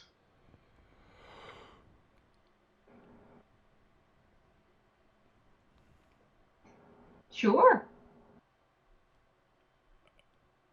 Okay. If you think that'll buy us some extra time. I'm a little concerned about splitting the party, but at the same time, I do see that everybody wants to play to their strengths. Yeah, I don't have a lot of breaking and entering strengths. Well, Alima has a lot of breaking strength. Oh, sorry. I was just saying Alima has a lot of breaking strength, and Hunchback has a lot of entering strength. A little bit. Yeah, I do. Nicola, maybe you can... Do you think you can beguile him into revealing where the book is hidden? Potentially. That would be very useful. I won't know until I try it. Yeah, let's try it. Okay. Do it. All right. So I am gonna try and catch him, like on. He works at a grocery store. Yes. So, what does he do at this grocery store? What you've seen him do is bagging. Okay. So if he's bagging, he's probably also getting sent out to do like cart gathering and stuff. No, not at his age. What is his what would his age be then? Well, like I said, he's like pretty old. Yeah, like I said when I described him, he's very old. He has thinning hair, very craggy, wrinkled skin, swollen joints. He doesn't. If you were his manager and you sent him out to gather shopping carts, you're an asshole. And his manager is not that kind of asshole. I'm at a bit of a loss to when I can catch him. So let's just try and break in. Okay. Yeah, how do you want to do that? You obviously know when he's at work, so you can get to the apartment when it's empty. But what means do you employ to get inside? Enter the window off the fire escape. Okay.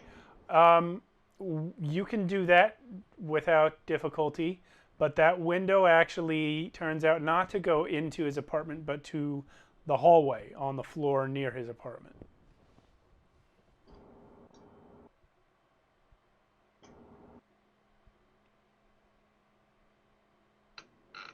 So now you still have to get inside.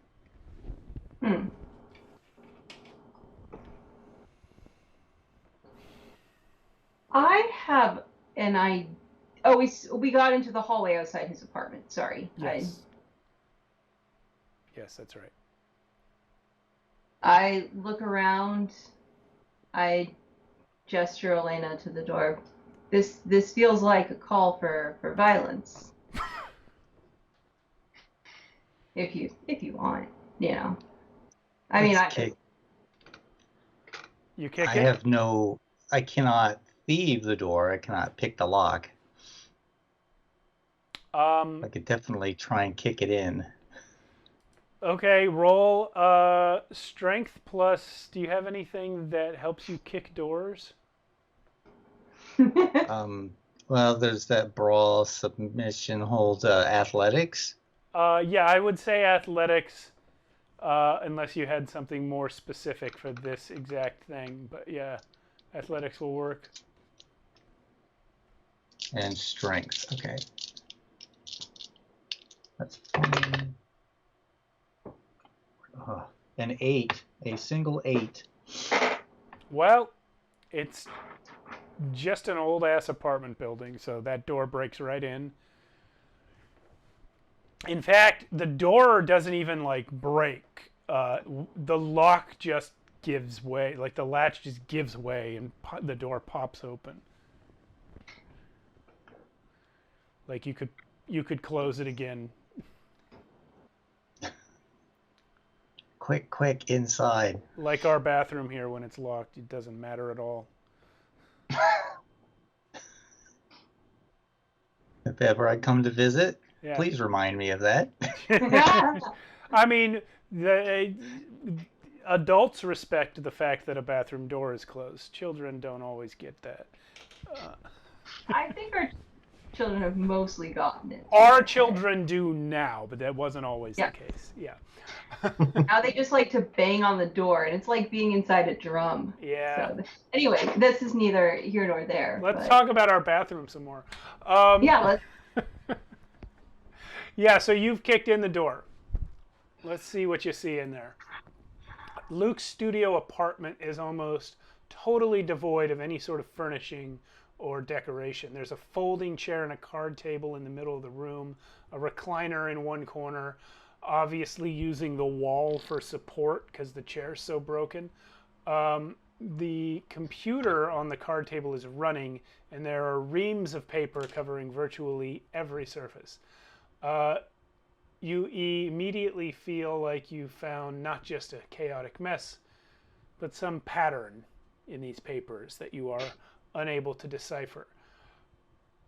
Regardless, Quiet Luke has obviously been hard at work on something. Wow, I'm suddenly rethinking the plan to rise in the ranks if this is what you get. Being high. Okay, focus. All right. Wits plus investigation roll? Sure, go ahead. All right. Okay, that is 2 successes. Well, To figure out the pattern here, I'm assuming right away that this printing thing it's printing the predictions. I didn't say anything about a printer. I said reams of paper with notes all over them. But looking at the paper, looking around at this mess pasted up all over the table and walls and everything, you can start to piece together a story. There is a small pink diary on the table with a flimsy heart-shaped lock. And looking at not only the handwritten notes, but also on the computer, you can piece together this story about the book. Uh, it it looks like Quiet Luke got this thing he bought it from a hobgoblin who claimed that it was a diary that belonged to a changeling of the Freehold who dropped it on their journey through the hedge. It looks like Luke has been trying to figure out who it belonged to, but has been unsuccessful so far. He only has one name to go on, which is the signature after each entry, according to his notes, Hannah Jane Wells.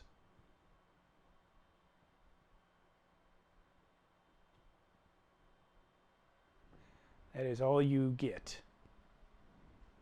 But we know this from his notes. We have not yet opened the book and looked inside for ourselves. Yeah, this is what you've pieced together from reading his copious notes. Okay. Can I just... Did I miss... Is the book out in the open? Yeah, it's Have sitting... we found It's the book? Yeah, Okay. it's sitting right on the card table. It's a little girl's diary with a pink heart-shaped lock. I look to you. I mean, Is that it? Did we win? Are we done? let's be fucking stupid. Nicola, in a fit of pique, will just Yes. pick the book up. She wants to see if she wants to check the lock. It is locked. Is there a key attached to it? Yeah. There is a key. I mean, it's a cheapo like diary lock. Yeah, there's you could pick it with anything, but yes, there is a key attached to it. Okay. Before you do it, can I don't know if this is permissible. I do have, under my mental, I have 2 points in occult specific to goblin markets. Can I look through these notes specifically, because I'm assuming that when he bought it from a hobgoblin, it would have been at a goblin market. Can I look through the notes to see exactly what was promised, what the hobgoblin said about it? Because whatever the rule of the goblin market is that all advertisements have to be true. You can't lie about what something does, but you can omit important info. I will repeat what I said before. Okay. Well, that's fine. You don't have to repeat it. I just was wondering if there's any additional info I could get from a roll. Nope. Okay. Totally fair. Well, you know what? I mean, logically, this could be a decoy that's just been put out here, so we'll take it and, make fools of ourselves. I want to make sure this is the real deal. Mm-hmm. So I unlock that lock and open it. Okay. You unlock the lock and you find... Wait, before he does, really quickly, or she, I will say, Nicola, I'm not disagreeing with your decision to open it, but I do want to be sure. I don't want you to feel like you have to do this. Or are you okay with being the one to do this?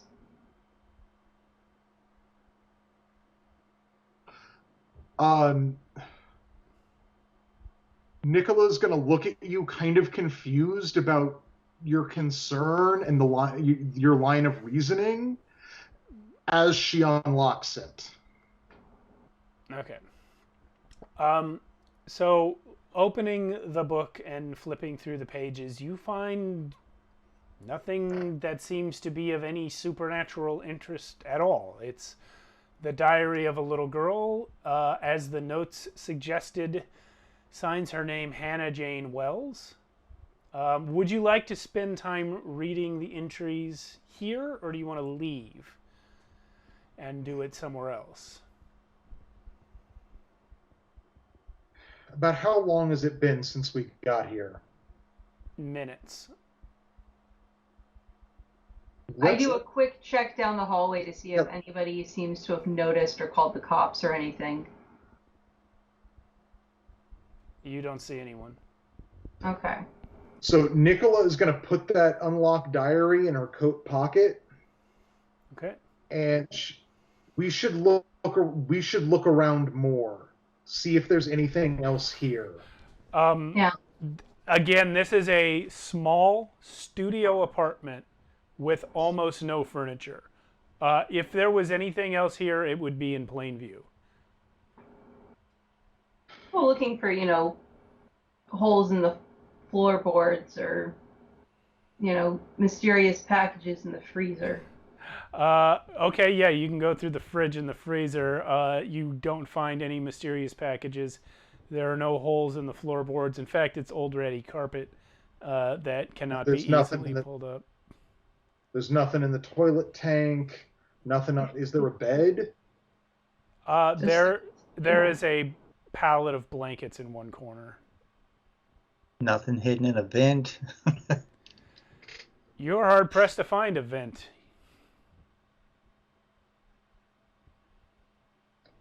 Nothing in the closet. There isn't a closet. Wow. This is not a nice place. It really isn't. Like, even for me, this is super depressing. Now, why would they trust something of value to this? Unless it's so valuable they can just hide it in plain sight. I mean, we're standing here holding it, debating whether this is the real thing. Either we're complete fools or they're brilliant, because you would never know to look for it. You would never think this is something valuable. Other than, I pointed all the reams of paper. I'm imagining that this is like some sort of big wall of weird where they've got like the red string going from, yeah. Yep, absolutely. We should take pictures of that. I do. I pull out my phone and I'll do like a video over everything just to capture it. Capture this data too. Good idea. Yeah, very good idea. Well, shall we head back and see if this is it? Sure.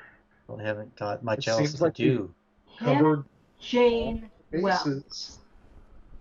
Yeah. All right. Okay. I wonder what would happen if you Googled her. I Google her. After you leave? After we leave. After we leave, like down on the street, like I just want to take Nicola thinks of this like as we hit the street and head back to wherever we're heading back to. Yeah. She thinks, I wonder what would happen if we Googled this girl. Doing a search for the name Hannah Jane Wells on Google yields the same plethora of hundreds of people with that name that you would expect Googling any other string of common names.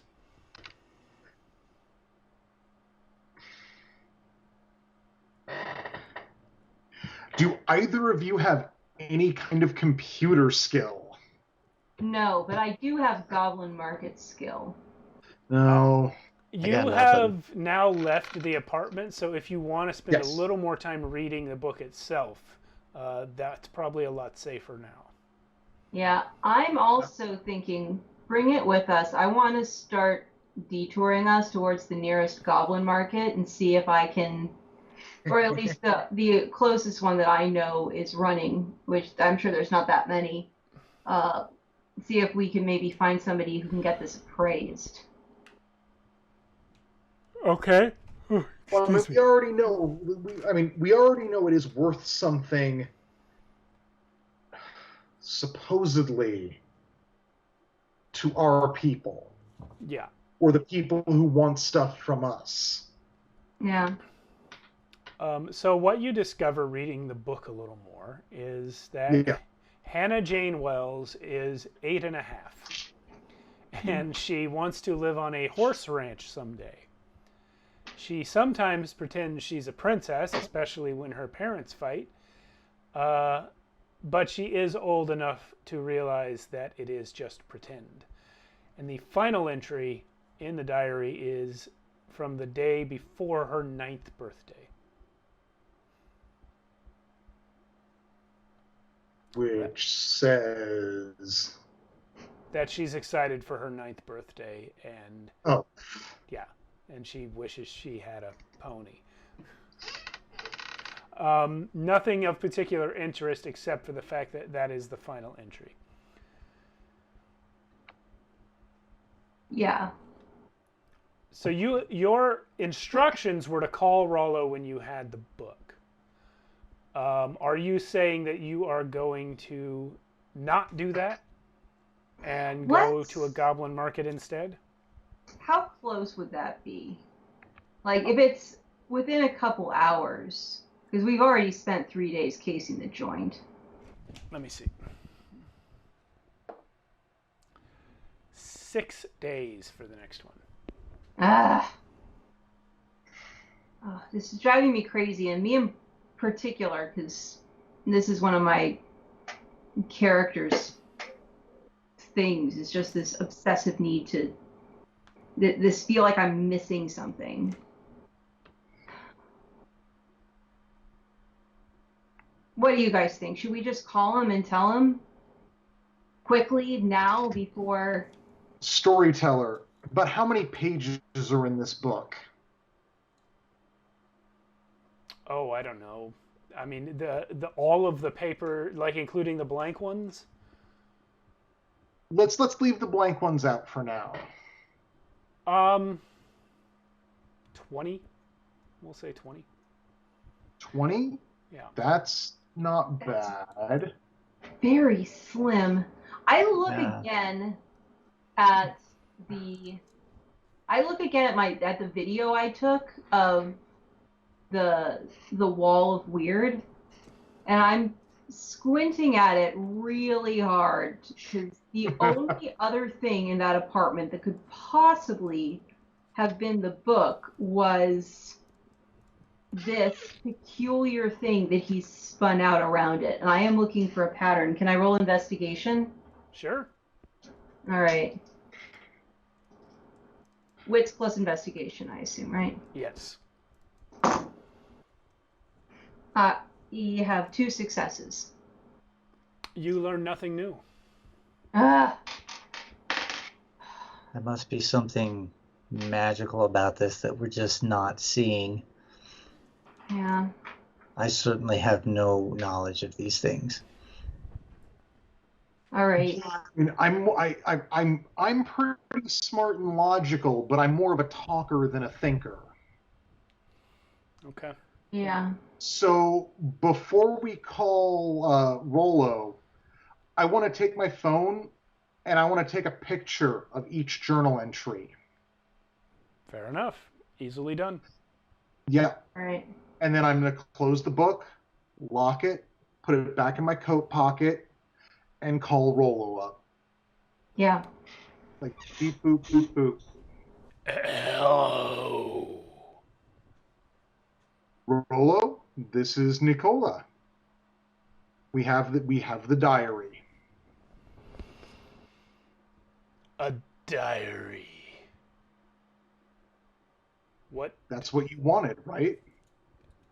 I believed it was a notebook of some kind. I didn't think it was a diary. Notebooks, diaries. Whose diary is it? I couldn't tell you. Huh.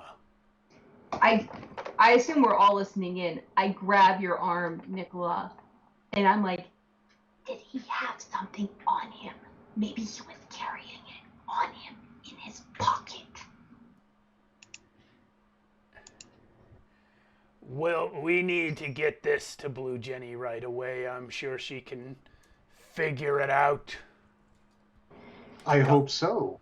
I'll grab the phone and I'm like, hey, Rollo, it's the Hunchback. We want to do one last thing to double check. There's only one place we didn't look, and that was actually on the guy himself. Maybe we'll just do a little quick a little quick double check here just to be sure, and yeah, we'll be right there. No, wait. Oh, Nicola, you've got Are it. you there? I'm here. You have the diary, and you think that's the book. I have a diary. It's a little pink, little lock diary things. Time is of the essence. Before you do anything else, bring me what you have. We'll take it to Jenny. If she says it's not the one, you can go back and try the other thing. Yeah, but like the Hunchback said, what if it's on this guy? Maybe I could bring it, and my cohorts could go check this guy out while I'm bringing this to you. That's fine. Do that. All right, then we'll see you soon. All right. So Nothing can go wrong from this plan. No, this sounds like it's gonna go great. It's gonna be great. We kind of skip past it there real quick, but he tells you to meet him at the bar. Yes. So Nicola heads out to the bar. Hunchback and Alima are gonna go mug an old guy. Yeah. Okay. Yeah. I like this Excitement. plan. Well, how are you going to mug an old guy? Well, we've been following this guy for some time now. I feel like we've got a good sense of his route back and forth from his apartment to his job.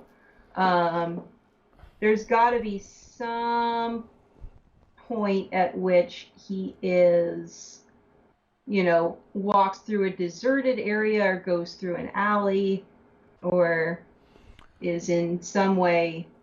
Not really. He doesn't go through any alleys. He walks the reasonable way down one street, turns a corner, down the other street, and goes into his job.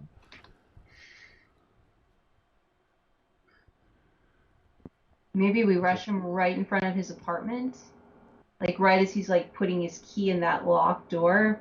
We just run up, like, you knock him down, I'll search him real fast, and then we jet. You could also wait in his apartment.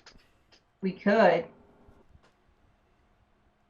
but the door is broken open. He'll know. No, like I said, only the latch gave way. The door can be closed again. What do you think, Alima? This is your area. You make the call. No, it'd be just as easy to like bump into him in the street, knock him down, make it look like an accident. That's John St. Elmo right there. Oh, he turned away. Oh. that was him. I like it. Let's do it. And then as you help him up, kind of give him a quick frisk, Sure. I don't really have any abilities in. Oh, I do have a point in larceny. Wait, did you just say give him a quick bris? A frisk, yeah. Oh, Much different. that makes a lot more sense. Yeah. Much more reasonable to do quickly. Yeah, I like it. Let's do it. All right. So you're doing this on the street in front of the apartment or just on the walk somewhere along the way? Somewhere along the way. Okay. Somewhere with a good exit strategy for us, where we can quickly disappear into a public, crowded place. Well, like I said earlier, he works the early morning shift, so you've been in his apartment while he's at work. You know that he comes home between 11 and 11:30 every day. Mm-hmm. So you can wait on the street along his usual route. Okay. Oh. Okay. It gets on to be about 12:15 and he has not appeared.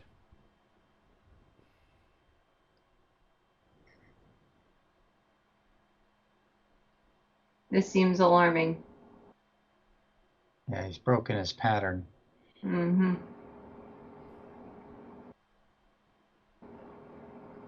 I would like to call Nicola and see if she has made it to the rendezvous. Nicola has easily made it to the rendezvous by this point. We are actually going to cut over to her scene. Yeah. So yeah, like she went straight there, and you guys hung out. You guys hung out for a couple hours. So Yeah. Rollo, when you arrive in his dingy little dive bar office, says, "Follow me," and he heads out of the office, past the bar, and back towards the bathroom. He knocks first on the women's restroom. Getting no response, he opens it and steps into the hedge. So you trail in his wake, and you see that the hedge has taken on a dark and ominous tone here. The biting and stinging insects seem to be thicker on the path this time, and things move under the water in the bogs surrounding you. He's muttering to you about not believing that it's a little girl's diary, and maybe Luke misunderstood something in all those notes you told him about. Go ahead, Nicola, and roll wits plus empathy, please. Wits plus which? Empathy. Wits plus empathy. Yeah. Would having a body language speciality give me any bonus? Sure. What kind of bonus does it give me? 1. We'll call it +1. Okay. All right. See what we got here. Ooh. Ugh. So be it. I got 2 successes. That's enough for you to know from Rollo's demeanor that he isn't telling you the whole truth about this diary.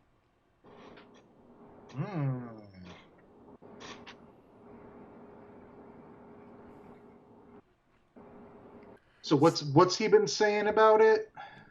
That Luke must have misunderstood something, that Jenny can maybe figure it out. Maybe she can get this prophetic journal working.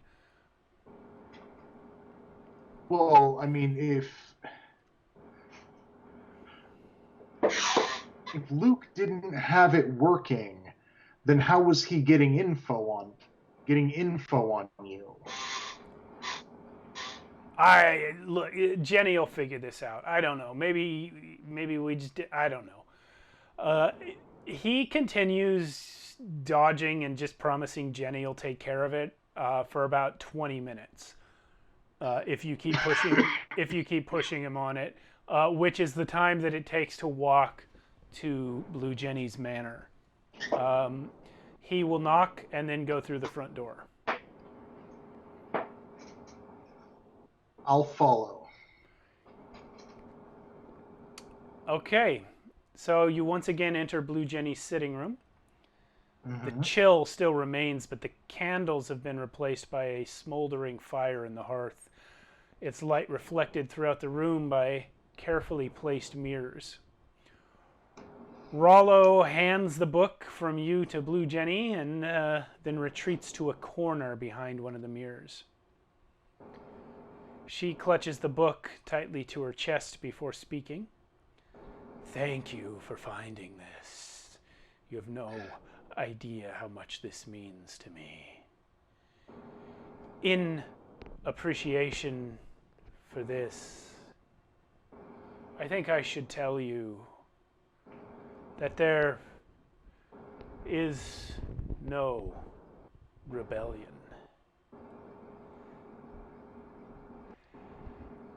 No. There is no great plan.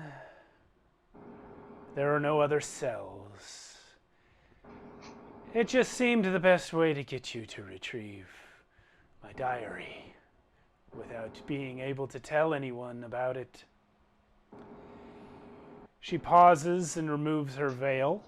revealing a wicked smile and what appears to be several tears frozen to her cheek.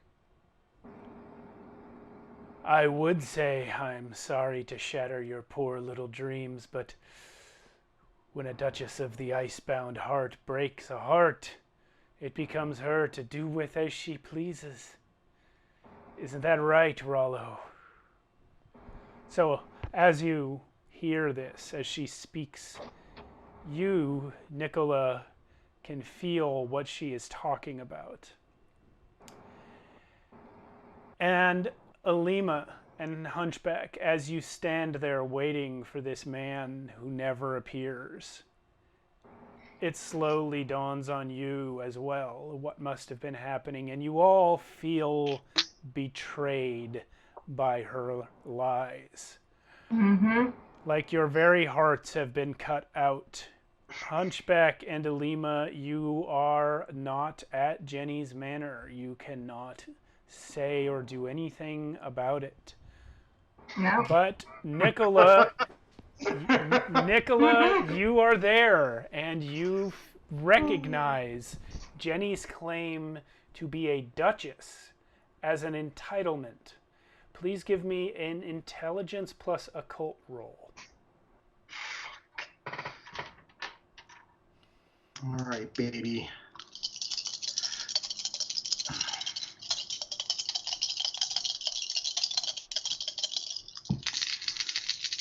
Come on, dice that have been rolling absolute garbo all night. They're still rolling garbo. Nothing. Nothing. All right, so Obviously. you don't know what this Icebound Heart is, but Yeah, I don't know nothing about Icebound Hearts, but can Nicola comment to her? you can speak. But before you do, I'm going to tell you what you're experiencing. Okay. You are feeling a sort of slavish pull towards her. You are, to an extent, under the control of her will. And mechanically, what this is going to translate to is a bonus on all of her social rolls against you. And you are going to, since this betrayal is so recent, for the rest of the scene, you're going to get a -2 penalty on all actions taken against Blue Jenny. So, Because it's gonna matter with my dice rolling tonight. what you gonna say? Make fun of her for being cringe. Cringe. No, you're not there. What is Nicola gonna say? That's your diary? You didn't read it, did you? You should probably swear another oath to me about keeping my secrets. If you don't want to swear, I suppose you can keep secrets just as well if you're dead. So Nicola thinks to herself in this moment, fuck, I knew I should have posted those pics to Facebook. Why didn't we airdrop them to each other?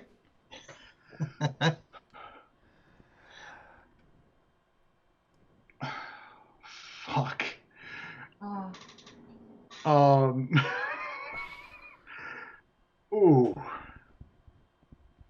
So is she trying to take over our brains and basically enslave us into her service? Is that what's happening right now? That is what's happening. You two don't know it consciously, but you can feel your hearts have been broken by this betrayal. Right. You figured out what's going on, and if she, next time you are dealing with her, you're going to be in her power. You're going to have the same mechanical effect that Nicola is experiencing. I mean, Nicola is really confused by this effect because she didn't really care that much. like she's feeling this pull and thinking to herself, yeah, but I don't really care. Like, I don't give a shit about your power plays. And let me. Yeah. Maybe you still don't care, but let me No, but like she's having this like kind of existential crisis of, I get what's going on like within me, that like her betraying me in such an absolutely minor ass bullshit way is binding me to her, and it's kind of pissing me off. Fair. Because like, if you're gonna betray me, fucking betray me. Don't be like, oh, I told you to fucking get this doodah item, but it really wasn't that. It was a dee-doo item. Like, okay, You kissed her. but like I'm feeling almost more betrayed because she couldn't betray me over something real. The implication is not that your heart is broken by the fact that the book isn't the other book. The implication is that you have been tricked into thinking you're part of some noble resistance against the Summer King, and there's no such fucking thing. Oh, I was supposed to care about that. There you go. Yeah. That's the thing. You kissed her. You have that Cupid's eye against her, don't you? No, it's more than 24 hours No, ago. that was like five or 7 days ago. Dang it. Yeah. Right. I should have done it again. You should have used it when you had the chance. Yep. So yeah, I don't. she's asking you, are you going to swear to keep her secrets? Let me figure out what Nicola would say in this case.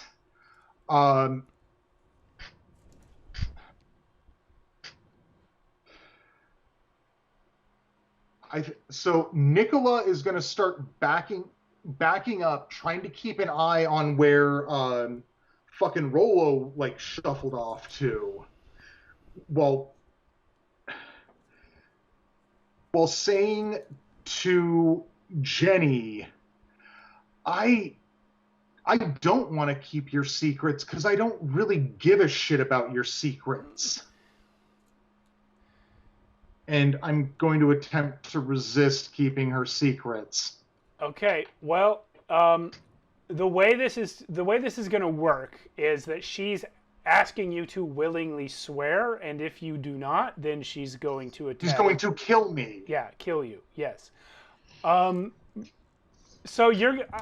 I would like you to make, as you sit there struggling to find a solution to this problem, I'm going to ask you for one last roll before she begins to attack you.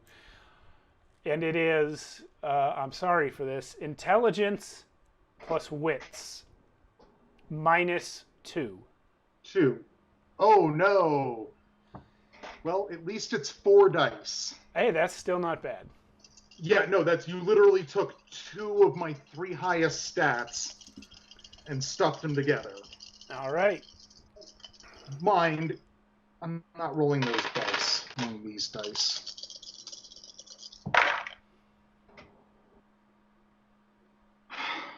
Nothing. Oh.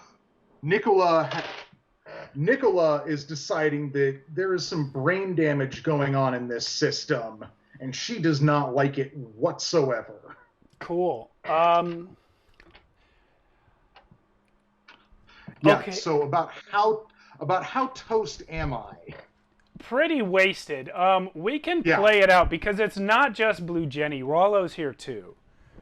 I know. And you're in the hedge. So we can play it. I'm going to leave it to you, Jason. We can play out the combat, but it is 11:30 and you have very little chance.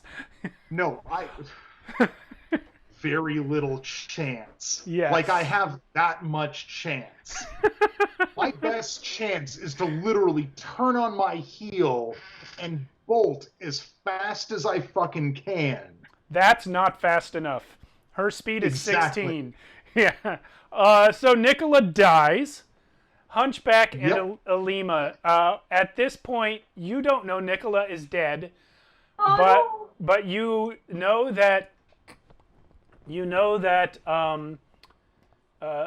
Luke has not come by here, and you have had enough time in the couple hours of waiting for Luke to realize, finally, after 2 hours of thinking about it, what it means that Blue Jenny really, really wanted the diary of a lost little girl. And you feel, as you also realize that you have been betrayed. Your hearts break, realizing that, yeah, the Summer King is not being opposed by any sort of resistance. And if indeed he is throwing the balance off and the Fae care about that, then your keepers are undoubtedly going to come sooner or later, as are everyone's. What move do you make at this time, since you are safely away from Blue Jenny for the moment? I called Nicola. That was the last thing I did, was me calling her. By the time you did that, Nicola was dead. So Blue Jenny answers the phone. Hello, Hunchback. It's Jenny. What have you done to Nicola?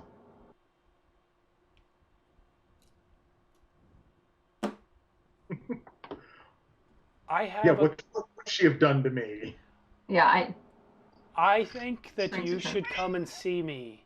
Nicola has fallen ill. I slammed the phone shut. It's a flip phone for some reason. It's a Galaxy Z Flip. They make flip phones again. Retro. Yeah. Is that the fancy one? It's a folding screen phone. Oh, What is it? What is wrong? it was Blue Jenny. We've been played. Shit. What do we do? What did you want? I think we already gave her what she wanted.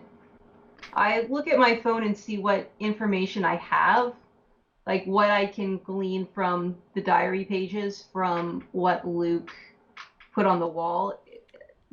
Because if any of it is any good information at all that we can use against her. Roll intelligence plus investigation. Okay. Actually, no. You've already investigated the hell out of the thing. Roll intelligence plus wits to see if you can piece together what is important about what you already know. Well, that is going to be the same number of dice, so I'll just keep that roll that I just made. It's one success. I'm sorry, you broke up there, but you must also -2 because... Oh, -2 dice? Yeah, because you are acting against Blue Jenny. I will roll again then. Failures. You got nothing. Alima, I'm going to give you a chance to do this as well. Intelligence plus wits -2. -2. Lovely. There's a minimum of 1, so... Leaves me with 3 dice. Oh, Okay. There's a 10. You got a 10? I got a 10.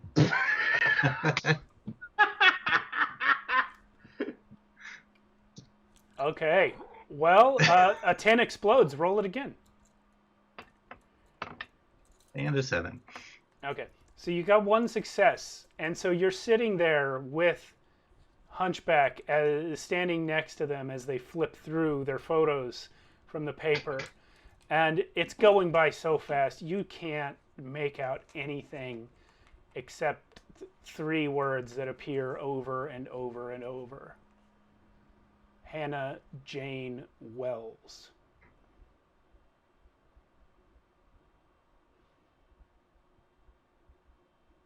Wait, do we have... If that's her real name, does that give us power? Oh, God damn it.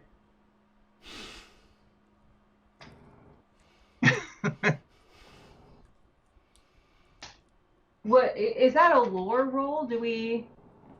If we know Jenny's real name, what? Nicola's dead. That's what. I mean, what can will we get you? revenge? Can we save Nicola?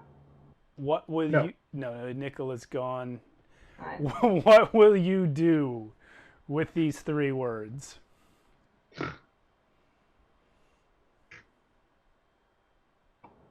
Make it known that that is Ginny's real name. That's what I'm thinking. Maybe the How do you do that? Who do you make it known to? well, Take it. there's the obvious. Summer King. I was just thinking the same, Grandfather Summer. Yeah. Hey, buddy. I will.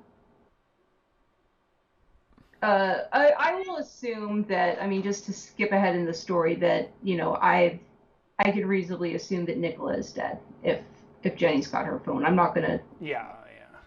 Okay.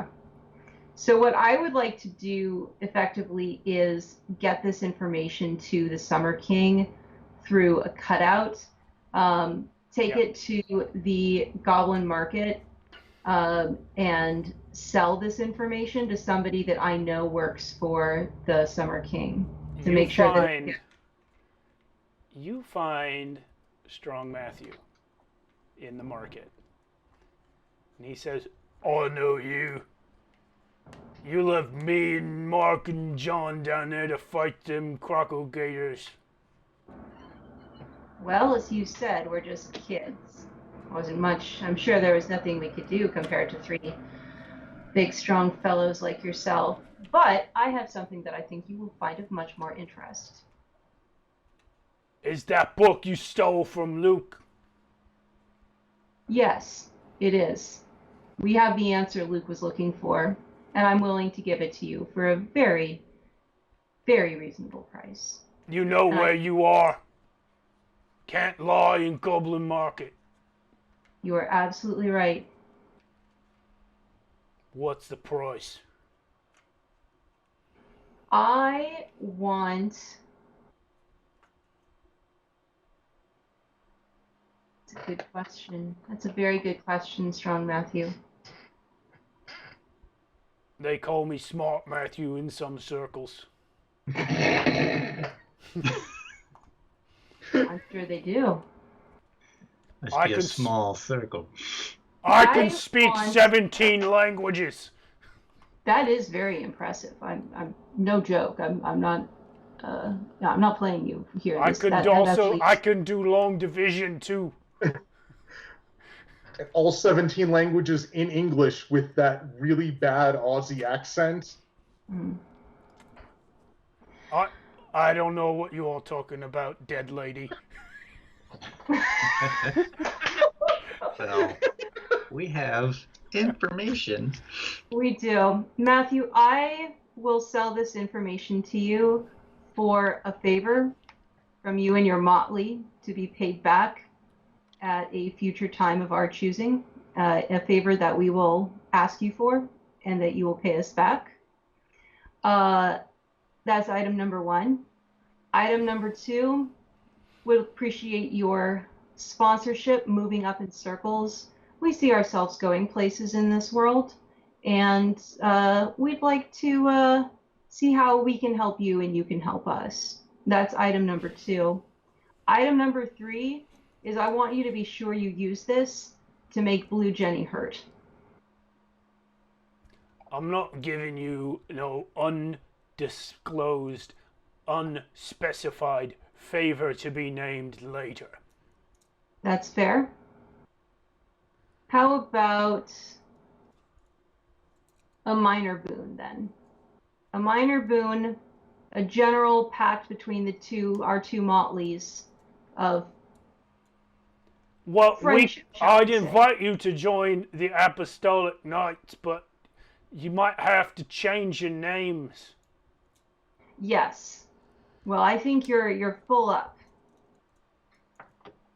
Unless you're accepting, second John and third John. Sorry. But Well, there's lots of other. Well, never mind. Listen. yeah. Oh, this is the 12, not the 4. Listen. Oh man. What is your information worth that I should promise so much in exchange for it? You say it's something that can hurt Blue Jenny. Yes. Here's my offer. Mm-hmm. Information that can hurt Blue Jenny in exchange for protection from the Summer King against Blue Jenny. That seems like what you're getting at with all your complicated requests. Let's spell it out nice and simple so you can't make it weird later. All right. I hear your offer. I counter offer protection from the Summer King, period. He turns and looks over his shoulder, and you see standing in the shadows behind one of the nearby market stalls is John St. Elmo. Just bandaged all the shit. And he nods. And I'll throw in some, what was that stuff called? I'll throw in some Goblin fruit. some goblin fruit. I'll throw in some Never Nip. Deal. What you got? I give him I whisper it in his ear. In the days that follow, Blue Jenny disappears. Rumors abound. Whispers that she has been taken back by her keeper. She is back in Arcadia, never to escape again. Whispers also abound that you, 2 members of the Personae, are responsible for betraying one of your fellow changelings to her keeper. And the result of this is an unsettling combination of terror and disdain from your fellows. For better or worse, you have become a political entity in the Miami Freehold. Monstrous though you may be. Congratulations, 2 out of 3 of you have survived. Aww. We got the tragic ending. Nicola has perhaps had the best of it. Yeah. All right, guys. No, I would have been I think I would have been super into this outcome. Nicola, I so wanted you to think of saying the name, or even just say it by accident, or pass the roll. I almost fucking did. If you had said the name, if you had said the name to her in her manner in the hedge, she would have reacted immediately. If it had been spoken 3 times, her keeper would have appeared out of the mirror and taken her right then. Oh. And that's fucking bonkers. It's even in the text that if the players say it twice, Rollo says it the 3rd time. Oh, cold. Oh. Because she got Rollo like she got you. He doesn't want to be there either. Yeah. No, that's like that was. I do not mind having died for that. That was just. Oh, I mind. Perfect. All right, guys. Next. It was just how this fucking my dice were rolling tonight. Yeah, that was brutal. Honestly, your dice rolls were brutal. Yeah. Next week, I believe So we have. bad. Is that Borkborg? Next week is Borkborg. Borkborg. Playing dogs. We're all playing dogs. Someone better sign up for that. Cats to dogs. All right. Well, thank you everyone for watching. Kenny in the chat. I saw Trappy Jenkins in there, and of course Joker was with us at least most of the night. So he's probably asleep by now. He's East Coast time, but. And thank you guys for playing. I hope you enjoyed Changeling. I thought it was pretty cool. Obviously, we are not cool, and masters. I'm very sad. Obviously, we're not masters of the system, but I love the lore here. It's very good stuff. Yeah, I look forward to borking it up next week. Me too. All right. Yes, Me Bork? too. Just signed up. All right. Bork has been postponed like 4 times. Jason's been waiting patiently for almost a year. No, this is one that I'm just like, this, I can just do this. It'll be really easy. I got a pre-made adventure. This is going to be chill ass easy. Only twice has it actually been on the sign-up sheet, but like in my head, it was scheduled, and then it's been postponed like 4 times. But all right, guys. Well, thanks so much, and I'll see you all next time. Except Sarah, I'll see you in like a minute. Good night. Good night. Thank you.